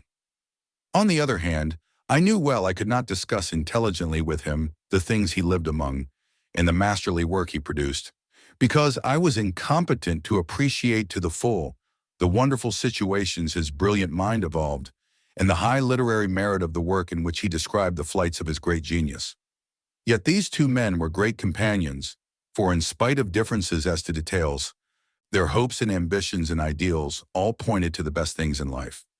After the author's departure, he sent to the doctor a splendidly bound set of his works, first writing in each volume a whimsical bit of rhyme composed for the occasion. Though all of these men were real comrades, there is a higher manifestation of comradeship than this. This was shown in the relation of Daniel Coit Gilman, later president of Johns Hopkins University, when he wrote to a fellow student of the deepest things in his life, "I don't wish merely to thank you in a general way for writing as you did an expression of sympathy, but more especially to respond to the sentiments on Christian acquaintance which you there bring out. I agree with you most fully, and only regret that I did not know at an earlier time upon our journey what were your feelings upon a few such topics. I tell you, Brace, that I hate cant and all that sort of thing as much as you or anyone else can do. It is not with everyone that I would enjoy a talk upon religious subjects. I hardly ever wrote a letter on them to those I know best. But when anyone believes in an inner life of faith and joy, and is willing to talk about it in an earnest, everyday style and tone, I do enjoy it most exceedingly." Theodore Storrs. Lee cultivated the relation of a comrade with his fellow students that he might talk to them, without cant, on the deepest things of life. His biographer says, "Many a time did he seek out men in lonely rooms, bewildered or weakened by the college struggles. Many a quiet talk did he have, as he and his selected companion trod his favorite walk. No one else in college had so many intimate talks with so many men. On one occasion, when he was urging a friend to give his life to Christian service, he seemed to be unsuccessful, until, on leaving the man at the close of the walk, he made a genial, large-minded remark that opened the way to the heart of his friend. 'It was only natural that I should try to meet him halfway,' the friend said later, in explanation of his own changed attitude. He had been won by real comradeliness. It was this devotion to the men in college that led him into the holy of holies of many a man's heart," wrote a friend, causing many of us to feel in a very real way the sentiment expressed by Mrs. Browning. "The face of all the world is changed, I think, since first I heard the footsteps of thy soul." The companionship with the past. What courage! From companionship with the past, the pessimist says, impossible. The past was so much better than the present. See how the country is going to the dogs, and they point to the revelations of dishonesty in high places. There were no such blots on our records when the country was young. A public man gave an effective answer to such croakers when he said, "As we go on year by year reading in the newspapers of the dreadful things that are occurring, wicked rich men, wicked politicians, and wicked men of all kinds, we are apt to feel that we have fallen on very evil times. But are we any worse than our fathers were?" John Adams in 1776 was Secretary of War. He wrote a letter which is still in existence and told of the terrible corruption that prevailed in the country. He told how everybody was trying to rob the soldiers, rob the War Department, and he said he was really ashamed of the times in which he lived. When Jefferson was President of the United States, it was thought that the whole country was going to be given over to French infidelity. When Jackson was president, people thought the country ruined because of his action in regard to the United States Bank. And we know how in Polk's time, the Mexican War was an era of rascality and dishonesty that appalled the whole country. It is a mistake to look back a generation or two and say, the good old days were better than these. In the address already referred to, the speaker continued, "Only 30 years ago, on my first visit to California, I went with a friend to the mining district in the Sierras. One summer evening, we sat upon the flume looking over the landscape. My friend was a distinguished man of great ability. In the distance, the sun was setting, reflecting its light on the dome of the capital of the state at Sacramento, 20 miles off. He turned to me and said suddenly, "I would like to be you for one reason, that you are 30 years younger than I am, and they are going to be 30 of the greatest years the world has ever seen." He is dead now, but his words were prophetic.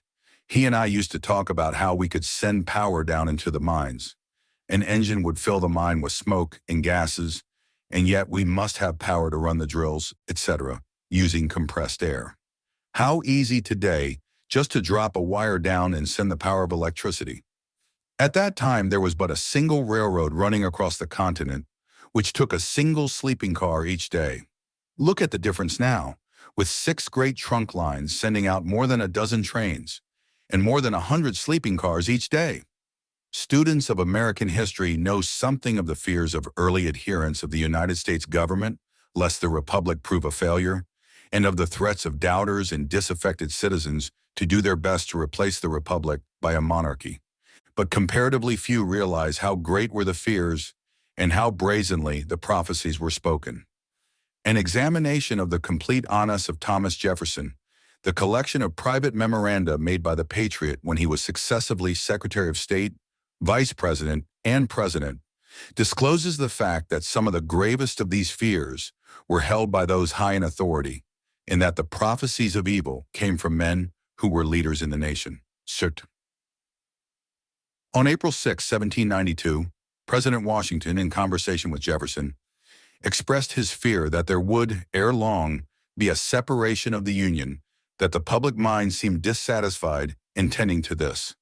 On October 1st, 1792, he spoke to the secretary of his desire to retire at the end of his term as president.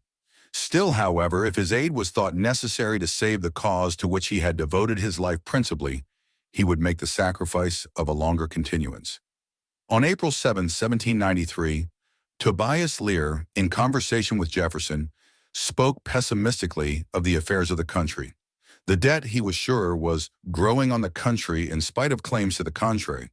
He said that the man who vaunted the present government so much on some occasions was the very man who, at other times, declared that it was a poor thing, and such a one as could not stand. And he was sensible they only esteemed it as a stepping stone to something else. On December 1st, 1793, an influential senator, named Gibbon, said to several of his fellow senators that things would never go right until there was a president for life and a hereditary Senate. On December 27, 1797, Jefferson said that Tench Coxe told him that a little before Alexander Hamilton went out of office, he said, "For my part, I avow myself a monarchist. I have no objection to a trial being made of this thing of a republic, but, etc." On February 6, 1798, it was reported to Jefferson that a man of influence in the government had said, "I have made up my mind on this subject. I would rather the old ship should go down than not." Later, he qualified his words, making his statement hypothetical, by adding, "if we are to be always kept pumping so." On January 24, 1800, it was reported to Jefferson that, at a banquet in New York, Alexander Hamilton made no remark when the health of the president was proposed, but that he asked for 3 cheers when the health of George III was suggested. On March 27, 1800, the honest record, Dr. Rush tells me that within a few days, he has heard a member of Congress lament our separation from Great Britain and express his sincere wishes that we were again dependent on her. On December 13, 1803, Jefferson told of the coming to President Adams of a minister from New England who planned to solicit funds in New England for a college in Greene County, Tennessee. He wished to have the president's endorsement of the project, but Mr. Adams said he saw no possibility of continuing the union of the states, that their dissolution must take place, that he therefore saw no propriety in recommending to New England men to promote a literary institution in the South, that it was in fact giving strength to those who were to be their enemies, and therefore he would have nothing to do with it.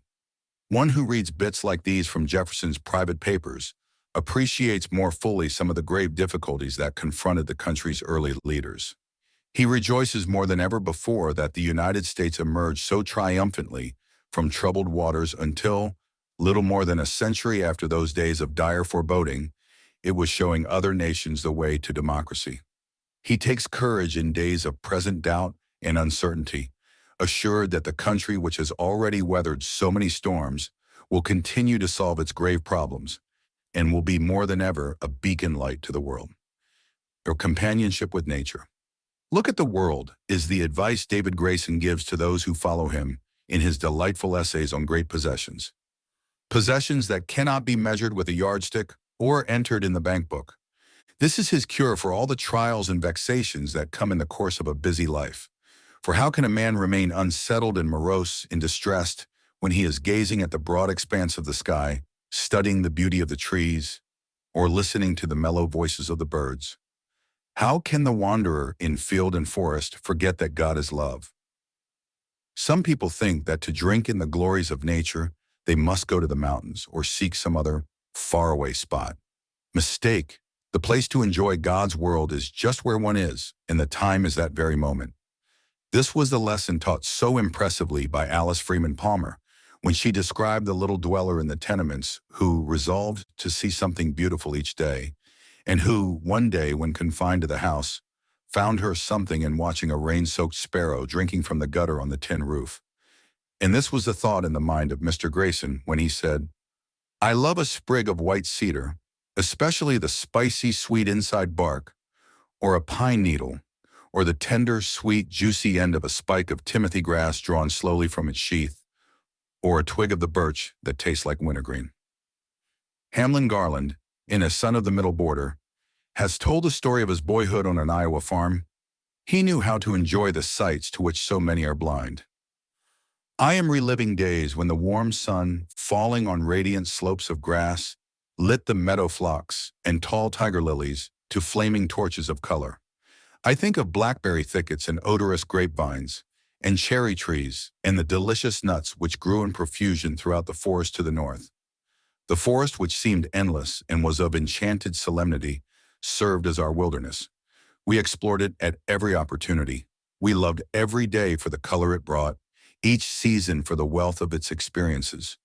And we welcomed the thought of spending all our years in this beautiful home, where the wood and the prairie of our song did actually meet and mingle. I studied the clouds. I gnawed the beautiful red skin from the seed vessels which hung upon the wild rose bushes. And I counted the prairie chickens as they began to come together in winter flocks, running through the stubble in search of food. I stopped now and again to examine the lizards unhoused by the shares, and I measured the little granaries of wheat which the mice and gophers had deposited deep under the ground, storehouses which the plow had violated. My eyes dwelt enviously on the sailing hawk and on the passing of ducks. Often of a warm day I heard the sovereign cry of the sandhill crane falling from the azure throne, so high, so far his form could not be seen, so close to the sun that my eyes could not detect his solitary, majestic, circling sweep. His brazen, reverberating call will forever remain associated in my mind with mellow, pulsating earth, spring grass, and cloudless, glorious Maytime skies. Henry Fawcett lived at about the same period in a rural district in England. He, too, delighted to ramble in the fields. One day when he was out hunting with his father, an accidental gunshot deprived him of his eyesight. But the boy would not think of shutting himself away from the joys of nature, which meant so much to him. I very soon came to the resolution to live, as far as possible, just as I had lived before. No one can more enjoy catching a salmon in the Tweed of the Spey, or throwing a fly in some quiet trout stream in Wiltshire or Hampshire. In the story of the life of John J. Audubon, an incident is told that shows how the greatest joy can be found in what seems like one of the most ordinary things in the life of the forest, the nesting of the birds. He became interested in a bird, not as large as the wren, of such peculiar gray plumage that it harmonized with the bark of the trees and could scarcely be seen. One night he came home greatly excited, saying he had found a pair that was evidently preparing to make a nest. The next morning he went into the woods, taking with him a telescopic microscope, the scientific instrument he erected under the tree that gave shelter to the literally invisible inhabitants he was searching for, and, making a pillow of some moss, he lay upon his back, and looking through the telescope, day after day, noted the progress of the little birds. and after 3 weeks of such patient labor, felt that he had been amply rewarded for the toil and the sacrifice by the results he had obtained. When a boy, David Livingstone, laid the foundation for the love of the open that helped to make his life in Africa a never-ending delight. Before he was 10, he had wandered all over the Clyde banks about Blantyre and had begun to collect and wonder at shells and flowers, one of his biographers says. Not far away, also in Scotland, Henry Drummond spent his boyhood. He too knew the pleasure of wandering afield.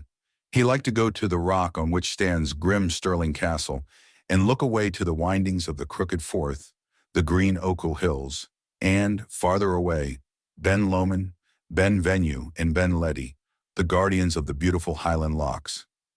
He was never weary of feasting his eyes on them. In later years, he would go back to the scenes of his boyhood, climb to the castle, and, looking out on the beautiful prospect, would say, "Man, there's no place like this, no place like Scotland." Bayard Taylor first made a name for himself by his ability to see the things that many people pass by and to describe them sympathetically. But he also in boyhood days learned the lesson that paved the way for later achievements. He was not 6 years old when he used to wander to a fascinating swamp near his Pennsylvania home. If the child was missed from the house, the first thing that suggested itself was to climb upon a mound which overlooked the swamp. Once from the roof of the house, he discovered unknown forests and fresh fields which he made up his mind to explore. Later, in company with a Quaker schoolmaster, he took long walks and thus learned many things about the trees and plants. When he was 12, he began to write out the thoughts that came to him in this intimate study of nature. In faraway Norway, Ole Bull had a like experience. At an early age, he began to be on familiar terms with the silent things about him. The quality of his later work was influenced by the grandeur of the scenery in which he lived. To him, trees, rocks, waterfalls, mountains, all spoke a language which demanded expression through the strings of his violin. He turned everything into music. His biographer says, when in early childhood, playing alone in the meadow, he saw a delicate bluebell moving in the breeze, he fancied he heard the bell ring, in the grass accompanying it with most exceptionally fine voices.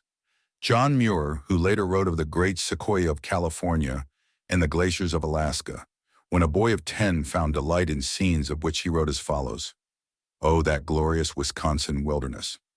Everything new and pure in the very prime of spring, when nature's pulses were beating highest and mysteriously keeping tune with our own. Young hearts, young leaves, flowers, animals, the winds and the streams and the sparkling lake, all wildly, gladly rejoicing together."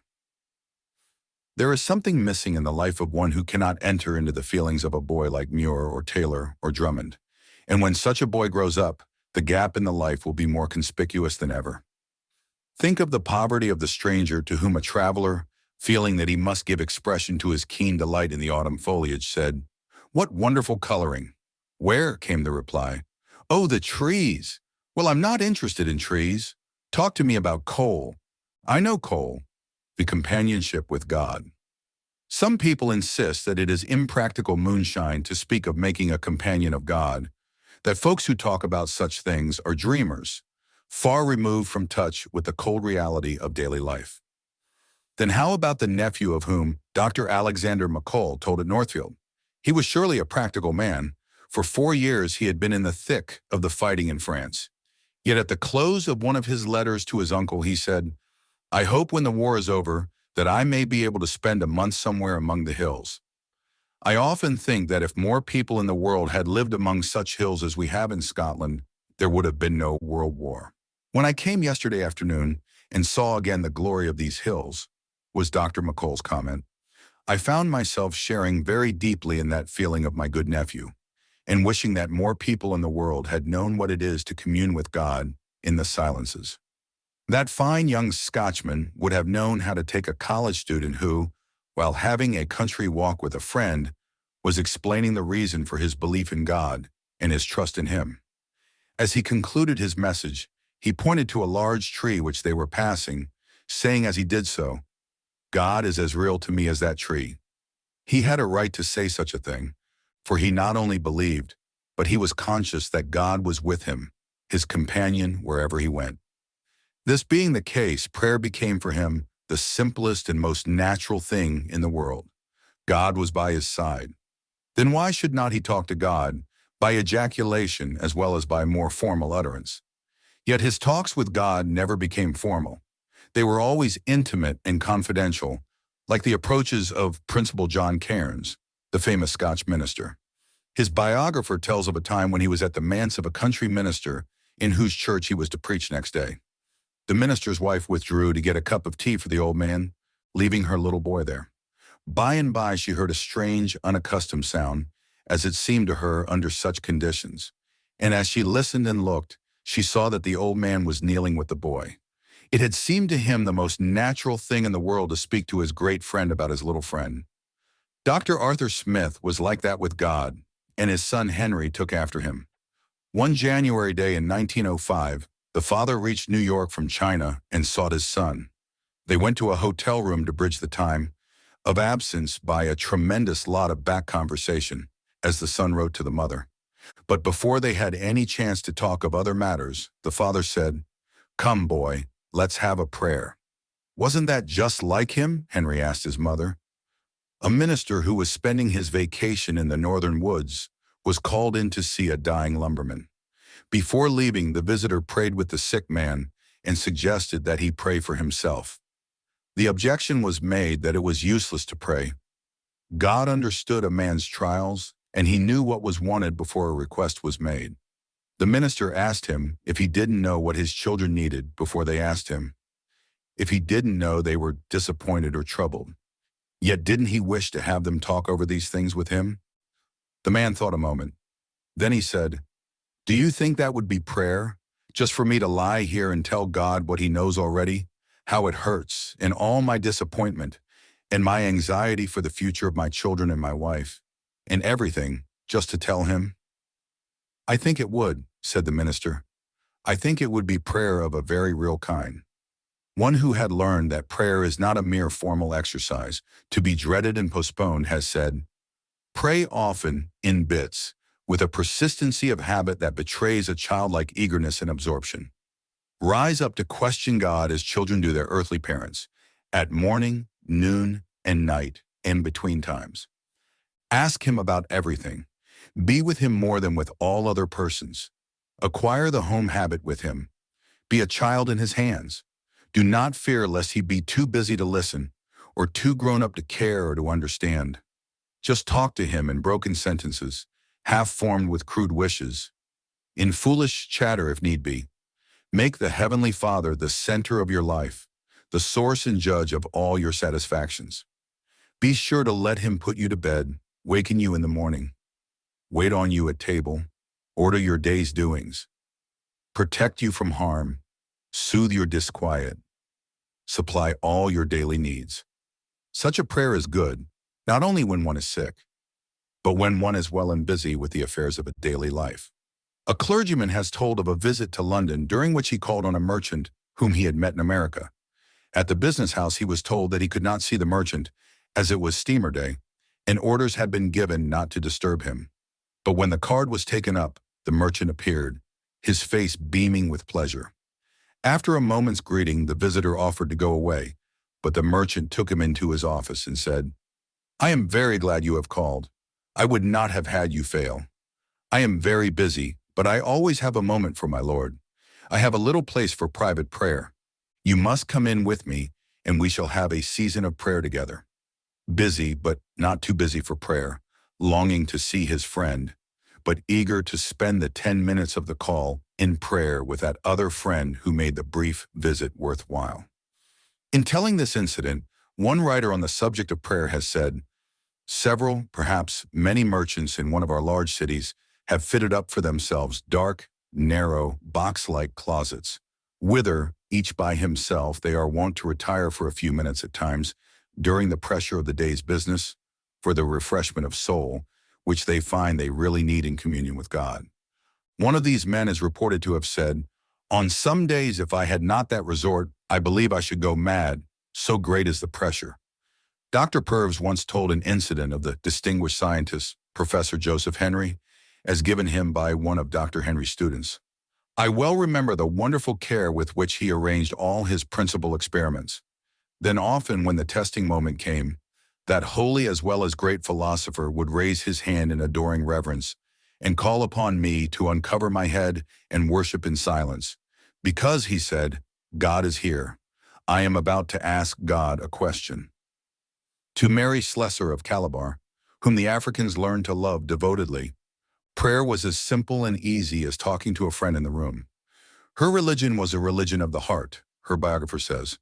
Her communion with her Father was of the most natural, most childlike character. No rule or habit guided her. She just spoke to him as a child to its father when she needed help and strength, or when her heart was filled with joy and gratitude, at any time in any place. He was so real to her, so near, that her words were almost of the nature of conversation. There was no formality, no self-consciousness, no stereotyped diction, only the simplest language from a quiet and humble heart. It is told of her that once when she was in Scotland, after a tiresome journey, she sat down at the tea table alone, and lifting up her eyes said, "Thank you, Father. You ken I'm tired," in the most ordinary way as if she had been addressing her friend. On another occasion in the country, she lost her spectacles while coming from a meeting in the dark. She could not do without them, and she prayed simply and directly, "Oh, Father, give me back my spectacles." A lady asked her how she obtained such intimacy with God. "Ah, woman," she said, "when I am out there in the bush, I have often no other one to speak to but my Father, and I just talk to him. I just talk to him." There is the secret of getting and keeping close to the Father, the most worthwhile companion we can possibly have with us on country walk, on vacation excursion, amid business perplexities, in the desert or in the thronged city street, when the days are crowded with burdens, or when the time of rest after work has come. Try him and see if it is not so. A chapter of Accidents. A man had planned a 3-day trip with care. On paper, everything looked promising for a combination of business and pleasure that would make these days stand out in the record of the year. In the morning, he would go to Washington. There, he would have opportunity to see in one of the departments a man whose help in an emergency would prove invaluable. At 4 in the afternoon, he would leave for Cincinnati. By taking the train, he would miss a bit of scenery at Cumberland, which he had hoped to see. This could not be helped, however, for by the train he would be set down in Cincinnati in good season for the important one-day session of a committee, the primary object of the trip. To be sure, he would have to miss another important committee meeting at home, unless he should forego the Washington stop. But would it not be worthwhile to miss one of the meetings when he did not see how he could well arrange for both? The ticket was bought and reservation was made. Then interruption number 1 came. Most unexpectedly, there was a call from a neighbor to render such a service as can be given but once in a lifetime. Yet that difficult service must be rendered at the moment when, according to program, he would be taking the train for Washington. Of course, there could be no question as to his course. Instead of going to Washington and seeing the man with whom conference would mean so much, he must take train by a route more direct. This would enable him to reach Cincinnati in season for the committee meeting, and it would enable him also to attend the committee meeting at home, which he had decided to put aside for the sake of the Washington opportunity. After serving his neighbor and attending the home meeting, this turned out to be so important that to miss it would have been little short of a calamity. The direct train for Cincinnati was taken, though not without a sigh for the lost opportunity in Washington. Yet the sigh was forgotten when on that train he became acquainted with 3 fellow passengers who gave him some new and needed glimpses of life. A study of timetables showed him that he could return by way of Washington and could have 2 hours for the interview there, on which he had counted so much, before the hour came for completing the homeward journey. After a successful committee meeting in Cincinnati, the importance of which proved to be even greater than had been anticipated, the train for Washington was taken at the Cincinnati terminal. At the moment this train was due to leave, there drew in on an adjoining track cars from which weary, anxious-looking passengers alighted. "What train is that?" was the question that came to his lips. "Number 2, boss," the porter replied. "Left Washington at 4 yesterday afternoon. She's 10 hours late, 'count of that big wreck down in the mountains." And that was the train he had planned to take after finishing his business in Washington. If he had taken it, What of his touch with the Cincinnati meeting? In thankful spirit, and with the resolve renewed for the 10,000th time that he would cease to question God's wisdom in thwarting his little plans, he went to his berth. First, however, he included in his evening prayer a petition that the train might not be late in reaching Washington, since the time there would be short enough, at best. 3 hours later, he roused with the start that is apt to come with the intense silence that marks a long night wait of a train between stations. The delay was so prolonged that soon the timetable showed the loss of 3 hours. There was one consolation, however. He would be able to pass during hours of daylight through the incomparable mountains of West Virginia. The unexpected blessing was forgotten when the train drew into the Washington station so near the close of the afternoon that the traveler thought he might as well go home at once. Later on, he might be able to make a special trip to the capital. And I might have finished my program without all that expense and trouble, he thought. But while he was there, he decided he would call on the telephone the man in the department whom he wished to see. He told the man of his late train and his disappointment. "Perhaps it is just as well," was the word from the other end of the wire. "I have been afraid that the time set aside for our work this afternoon was altogether too short. What do you say to coming to me the first thing in the morning? Then we can devote to our program all the time that proves necessary." So he remained overnight.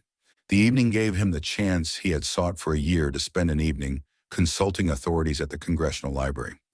Next morning, the real business of the stopover was attended to. Then he learned why it would have been impossible to receive the afternoon before the attention he received during the morning hours. He knew, too, that it would have been out of the question to seek a second interview on the same business. Therefore, he would have had to rest content with the results of the first conference. The time came to take the train for the final stage of the journey. On that train, his seatmate, a man he had never seen before, perhaps never would see again, gave him a number of bits of vital information on the very business that had led him to Washington. Is it worthwhile to ask God to look out for the everyday needs of his people? Chapter 8. God, the source of courage. Be strong and of a good courage. More than 3,000 years ago, the inspiring words were spoken by a great military leader to men about to undertake a tremendous task. Some of them were dismayed. The difficulties in the path appeared insurmountable. Their minds were filled with worries and fears and anxieties, until the present was heavy with doubt, and the future loomed before them, dread, angry, portentous. Their hearts were like water, until Joshua, the leader, with great confidence gave his message. Be strong and of a good courage. Only be strong and very courageous. Have not I commanded thee? Be strong and of a good courage, for Jehovah thy God is with thee whithersoever thou goest. That's for me. Two men were going around the marvelous horseshoe curve on the Tyrone and Clearfield division of the Pennsylvania Railroad when one called the attention of his companion to the most picturesque part of the way. I was looking at that precipice when I had my first understanding of the fact that the Bible is a personal message, that I had the right to appropriate its words to my own life. It was the summer following the end of my final year in college. A few months earlier, I had reluctantly yielded to the urging, first of my physician, then of a nerve specialist, by turning my back on college at the vital portion of the year. They told me that if I persisted in remaining, they would not answer for the consequences. They said I had applied myself unwisely to my books until my brain was in revolt. It is a grave question if you will ever be able to take the professional course to which you have been looking forward, the specialist said. One thing is certain, however, if you do not do as you are told, you will not do any real brain work the rest of your days. That scared me, for my heart was wrapped up in my plans for the future. I felt that life would not be worthwhile without some sort of active brain work. So I gave myself to a real bit of vacation. For months I cut myself loose from all books, except the little copy of the Testament and Psalms, which I carried with me more for form's sake than for any other reason, I fear. Daily, as I tramped here and there in the wilds, I read a verse or two, more because I thought I ought to do this than because I had any idea of receiving help. Toward the close of the summer, I submitted myself to a specialist who shook his head, at the same time declaring that it was doubtful if even yet I could go on with my plan. He wouldn't say it was impossible for me to do brain work, but he urged that the probabilities were against me. A second specialist told me the same thing. So I faced the future as all summer long I had feared to face it. Finally, my mind was made up to turn my back on professional studies. When the decision was made, a suggestion came that I go into the mountains of Pennsylvania to investigate opportunity for a sort of work that I might do. The journey was begun. As we left Tyrone to climb the mountains, my spirits sank lower and lower. I rebelled against the idea of taking the offered opening.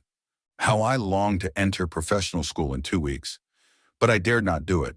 To be sure, the physicians said that they saw no reason why I should not, though they feared the result. Why not try it? I had used all available means for restoration of the brain to the old-time keenness. Yet it would be awful to try and fail. No, I did not dare. So I was in the depths when my hand touched the pocket testament and Psalms. Mechanically, the book was opened, probably because of the unconscious realization that the daily portion had not yet been read. But listlessness was gone in an instant when my eyes fell on the words of Psalm 37:5. Commit thy way unto the Lord, trust also in him, and he will bring it to pass. At first the words dazed me. Then I said, that's for me and I'll do it. I've spent the summer as the doctor said I must. Surely I am warranted in committing myself unto the Lord in just the way the psalm says. Of course, I can't be sure that the result of going back to school will be precisely what I hope, but I can trust and do my best. Then if the attempt results in failure, I shall have the satisfaction of knowing that I am following him to whom I have committed my way. Some of my friends thought it was folly to begin my professional course. Can you imagine my joy when, from the day school opened, I had no recurrence of my trouble? Of course, I was very careful until I could feel sure of my health. How do you explain your ability to go on with your studies? His companion asked. I am not trying to explain it, was the reply.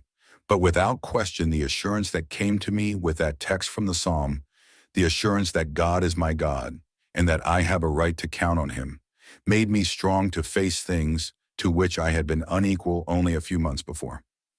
And is it strange that I have often wondered if there would have been any breakdown in college, if I had only known a little sooner of the strength that waits for those who, while putting forth their own utmost endeavor, at the same time count on God's unfailing strength, banking on God's promises.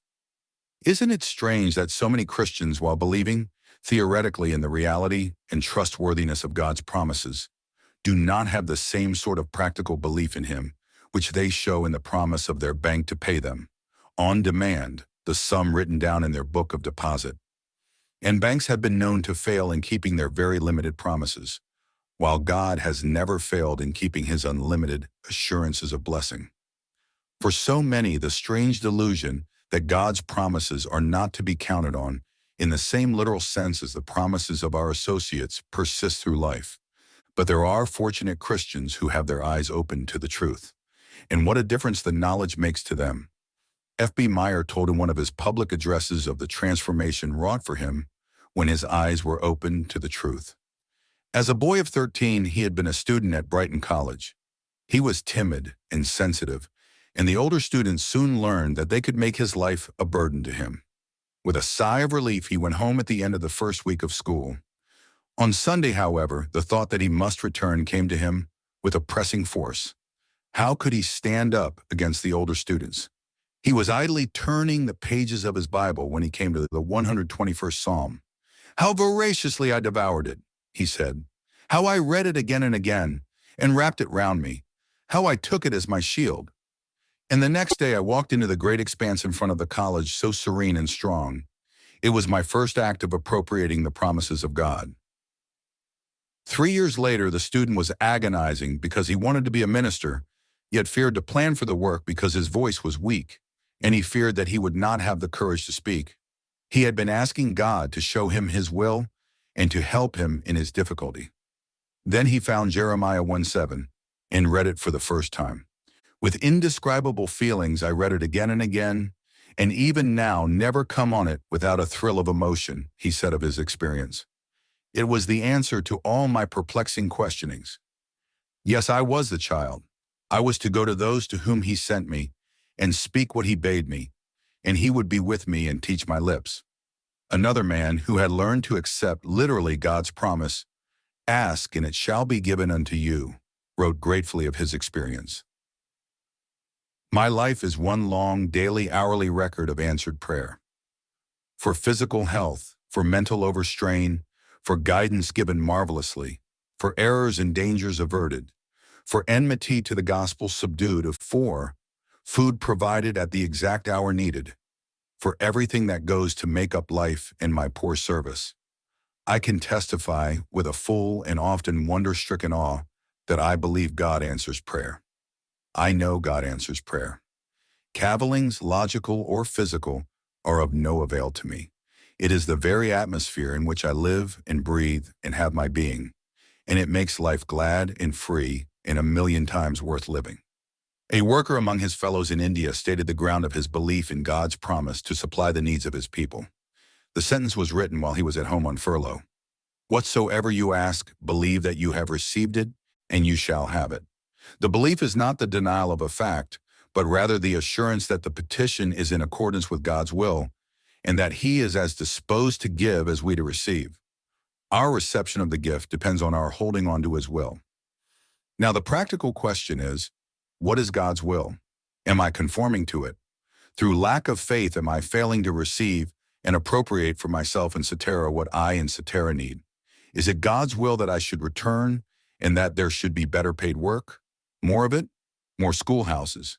New houses for workers? A few days later, he added to these notes the word yes. His faith enabled him to claim God's promise.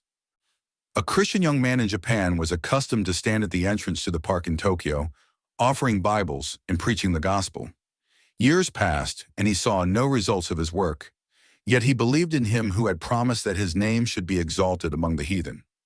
At length, a testament was bought by a young man to whom the words of John 3:16 brought life and joy. He went back to the old man from whose hand he had received the book and told him that he had become a Christian. The man was overcome with joy. 10 years, he said, I have been selling New Testaments here at the park gates, and you are the first who has ever come to tell me you were helped. But throughout those 10 years, the faithful worker was sustained by his belief in the faithfulness of Him who had promised to bless him in his work. He knew that God would not fail him. 3 practical precepts from Proverbs. There is nothing like the Bible to put heart into a man. This is not strange, for the book was written for this purpose by men of God's choosing, whose business it was to strengthen their fellows. One of the most vivid parts of the Bible is the book of Proverbs. Would that our young men were saturated with its thought. Albert J. Beveridge said of it, while he was a member of the United States Senate, "It is rich in practical wisdom for the minute affairs of practical life. It abounds in apt and pointed suggestions and pungent warnings concerning our companionship, our personal habits, our employments, our management of finance, our speech, the government of tongue and temper, and many other such things, which daily perplex the earnest soul and daily occasion harm to the thoughtless and misguided." Years earlier, another eminent American, Washington Irving, used what is the keynote of the book in an earnest talk with George Bancroft, later the historian of his country, then a student in Europe. The two were taking a walking excursion when the older man said something the student remembered all his life. It was natural, then, that Bancroft's biographer should give this in his subject's own words, in Life and Letters of George Bancroft. "At my time of life," he tells me, "I ought to lay aside all care, and only be bent on laying in a stock of knowledge for future application. If I have not pecuniary resources enough to get at what I would wish for, as calculated to be useful to my mind, I must still not give up the pursuit. Still follow it, scramble to it, get at it as you can, but be sure to get at it. If you need books, buy them. If you are in want of instruction in anything, take it. The time will soon come when it will be too late for all these things." More than a century ago, an immigrant from Scotland landed in New York. In the story of his life, he later told how the book of Proverbs became his rock. The first night he slept in an old frame building with a shingle roof. During the night, he was aroused by a storm of rain accompanied by thunder and lightning, such as he had never experienced in Scotland. Homesick, terrified, unable to sleep, he rose and took from his chest the Bible his father had carefully packed with his clothes. He wrote later that as the book was opened, My eyes fell on the words, "my son." I was thinking of my father. I read on with delight. Having finished the last verse, I found I had been reading the third chapter of the Proverbs of Solomon. Get a Bible and read the chapter.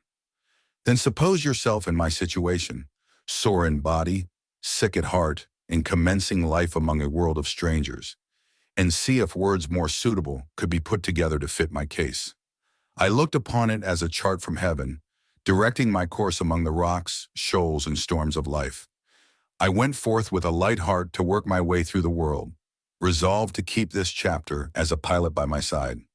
The importance for today of the message in Proverbs 38, "Remove far from me vanity and lies," is illustrated by several incidents told by Lucy Elliott Keeler in If I Were a Boy.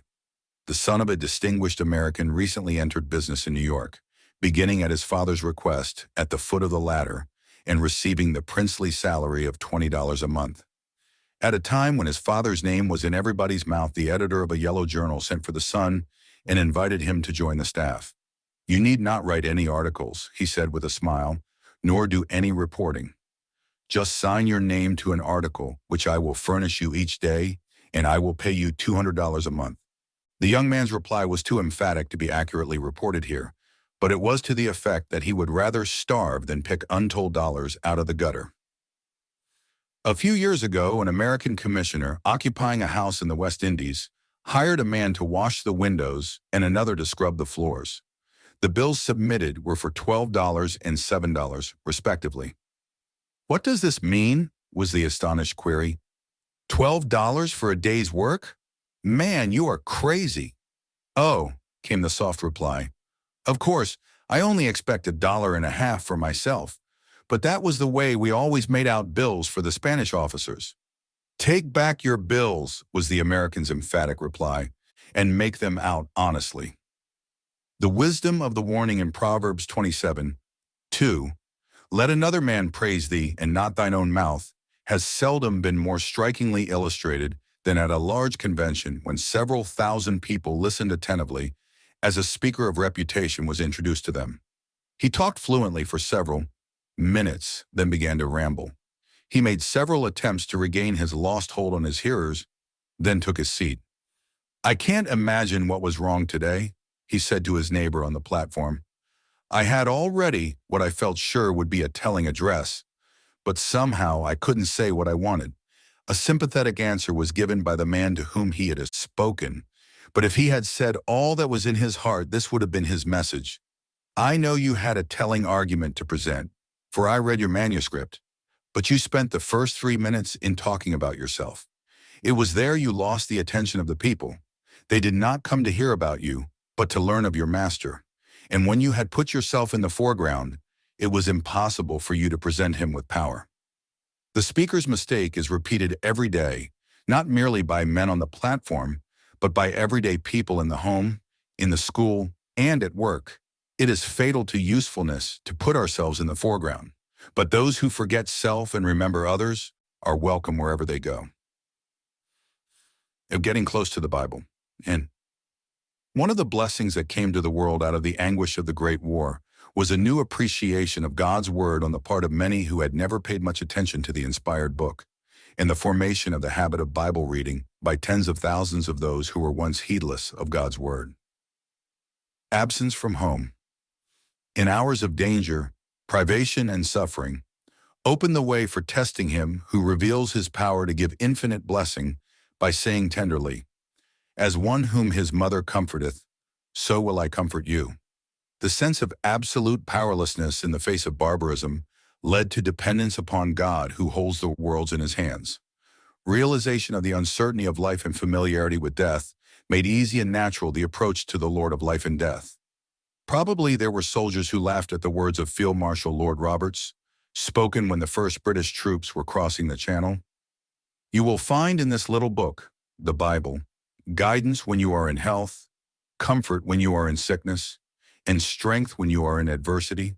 But the day came when one of the soldiers themselves, Arthur Guy Empey, wrote, "How about the poor boy lying wounded, perhaps dying in a shell hole, his mother far away? Perhaps to him, even God seems to have forgotten. He feels for his first aid packet, binds up his wounds, and then waits, years it seems to him, for the stretcher bearers. Then he gets out his testament. The feel of it gives him comfort and hope. He reads, "That boy gets religion, even though when he enlisted, he was an atheist." A Young Men's Christian Association secretary told of an incident when the soldiers were just leaving for the trenches. He saw a young lad nervously making his way up to the counter. He knew the boy wanted something and was afraid to ask or was timid about it. He said, "Want something, lad?" "Yes, sir. I have got a Bible, and I don't know much about it. I'd like you to mark some passages in it. I am going out to the trenches tonight." "Sure," said the secretary. "Mark some good ones now," said the lad. While he was marking the first lad's book, half a dozen other boys came up and said, "Mark mine too, sir." And for half an hour, this secretary was busy marking verses in the Bibles of those boys. An interested observer asked him what he marked, and he said, "Matthew 10:23, 11:28, 6:19-20, John 3:16, Romans 8:35, 39. Fighting Pat O'Brien of the Royal Fighting Corps, whose marvelous escape from his German captors thrilled multitudes, said, "I haven't been given to talking much about religion, but when, after 2 months of flight through an enemy country as an escaped prisoner, going without food except such as I could pick up in the fields and eat raw, and time and again coming within a hair's breadth of being caught, I finally got through the lines into the neutral soil of Holland. I was mighty glad to get down on my knees and thank God that he had got me through. A lot of men who have never thought much about religion are thinking about it now. I believe they will read those little khaki testaments, and I am sure they will get help from them." That those little khaki testaments were going into the hands of the soldiers pleased General Pershing, who said, "Its teachings will fortify us for our great task." And Secretary of the Navy Daniels rejoiced that the books were going to the sailors, for he said, "The Bible is the one book from which men can find help and inspiration and encouragement for whatever conditions may arise." The Bible in one man. In June 1862, John E. Clough was graduated from an Iowa college. He had been eager to make a name for himself. Many promising avenues of secular work had opened to him, and he had tried to take one or another of them. But always he knew that it was not right for him to plan for anything but the ministry. The impression was deepened when the president of the college took for the text of his baccalaureate sermon, "For none of us liveth to himself, and no man dieth to himself." So the young graduate left the college feeling that he was no longer free to go out and use his education for the career he had dreamed of. But he did decide to teach for a year. With Mrs. Clough, he made an engagement to teach a public school one year. But he did not dare stay for a second year because the people were so good to the new teacher, and there was so much evidence of this popularity that the Bible words kept ringing in his ears. "Woe unto you when all men shall speak well of you." He knew he was not in the right place. In later life, when opposition came to him because he was doing faithful Christian work, he was strengthened by the memory of this text that had once been anything but a comfort to him. At last came the beginning of the work in India that made the name of John E. Clough famous. His success was due, in large measure, to the fact that he emphasized God's Word. One of his first acts was to prepare a tract in Scripture language, telling the things necessary for salvation, and this proved useful throughout his services. Everywhere he went, he quoted Scripture to the people. He felt that whatever else he might say to them, this would be most effective. One text was used more than any other, in private conversation and in sermons, the invitation of Jesus. "Come unto me, all ye that labor and are heavy laden, and I will give you rest." This, he said, was always new, and the people received his explanations gladly. Once during a time of grievous famine, when about them millions of the natives died of want and disease, these words proved especially effective. As a measure of famine relief, the missionary took the contract for a section of the Great Buckingham Canal. Under his leadership, the natives were set to work on this. Native evangelists as well as white missionaries toiled day after day, and this gave a splendid chance for preaching the gospel. The name of Jesus was spoken all day long from one end of our line to the other. Mr. Clough wrote in his autobiography, "The preachers carried a New Testament in their pockets. It comforted the people to see the holy book of the Christians amid all their distress. They said when they sat down for a short rest, "Read us again out of your holy book about the weary and heavy laden." That verse, "Come unto me, all ye that labor," was often all I had to give the people by way of comfort. The preachers were saying it all day long. It carried us through the famine. We all needed it, for even the strongest among us sometimes felt our courage sinking. All through Dr. Clough's missionary career, there was one verse in particular that carried him far. When he was out on tour among the people, often many miles distant from home, Mrs. Clough was accustomed to send after him a messenger who would take to him, for his encouragement, the message she felt he needed. Knowing his fondness for the text, "Be still and know that I am God. I will be exalted among the heathen," she sent the words to him on more than one occasion. In the story of his life, he told of a day when the text came to him with special force. "I was tempted to shake the dust off my feet and go. My helpers and I had camped in a new place and had been trying hard to get the people to come and listen to the gospel, but they would not. I concluded that it was a hard place and told my staff of workers that we were justified in leaving it alone and moving on elsewhere. Toward noon, I went into my tent, closed down the sides, let the little tent flap swing over my head, and rested, preparatory to starting off for the next place. Just then, a basket of supplies was brought to my feet by a coolie who had walked 70 miles with the basket on his head. In the accompanying letter, Mrs. Clough quoted my favorite verse to me. While reading this, some of the preachers put their heads into the tent and said, "Sir, there is a big crowd out here. The grove is full. All are waiting for you. Please come out." Once the two verses that were the keynote of the missionary's life were especially prominent. For a long time, he had been discouraged because results seemed slow and difficulties were great. But the day came when he stood before thousands and preached to them the word, strong in the assurance of the presence of him who said, "Be still and know that I am God. I will be exalted among the heathen." The text that day, as so often before, was, "Come unto me, all ye that labor and are heavy laden." For an hour the people listened to his words. Then they began to plead for baptism and would not be denied. At length, after rigid examination, baptism was administered to 3,536 within 3 days, and he had not baptized one soul in 15 months before this time. God's word gave courage to Clough. It enabled him to give courage to others, and it will give courage to you. Out of the depths. During the year 1538, an Italian spent long weeks in a noisome underground prison cell, where he was kept on account of religious differences. For a precious hour and a half of each day, when the light struggled in through a tiny window, he read the Bible, especially the Psalms. Among the Psalms that meant most to him was the 130th, whose beginning, "Out of the depths have I cried unto thee, O Lord," expressed the longings of his heart for companionship and comfort. Exactly 200 years later, on May 24, 1738, John Wesley, then in the midst of the greatest anxiety and longing for God, heard the choir at St. Paul's Cathedral sing, "Out of the depths have I cried unto thee, O Lord." The words brought joy to him. From the depths in which he found himself that afternoon, he cried unto God, and that evening there came to him the knowledge of God's presence that gave him strength to begin the wonderful work that built up the great Methodist Church. These same words meant much to Josiah Royce, the American teacher of philosophy, who died in 1916. In one of his later books, he wrote, "We come to such deep places that we can only cry. We are astonished that we can cry.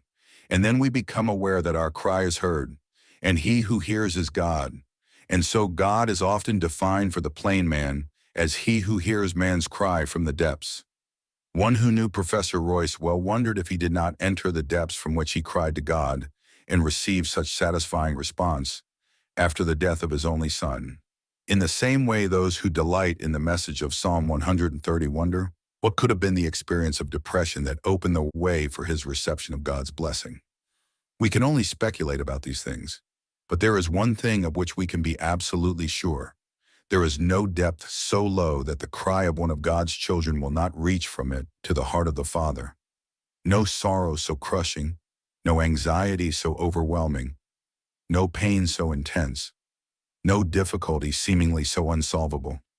no sin so awful that eager, earnest prayer will not bring God to the relief of the sufferer. If out of the depths we cry, we shall cry ourselves out of the depths, one has said, who has written of the words that Professor Royce found so helpful.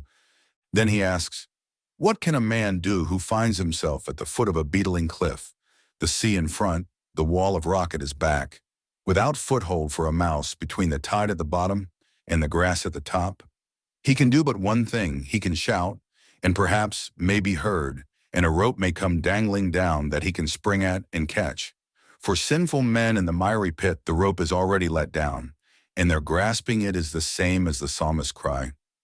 God has let down his forgiving love in Christ, and we need but the faith which accepts it while it asks. And then we are swung up into the light, and our feet set on a rock. Each one has depths peculiarly his own, and longs to be out of them.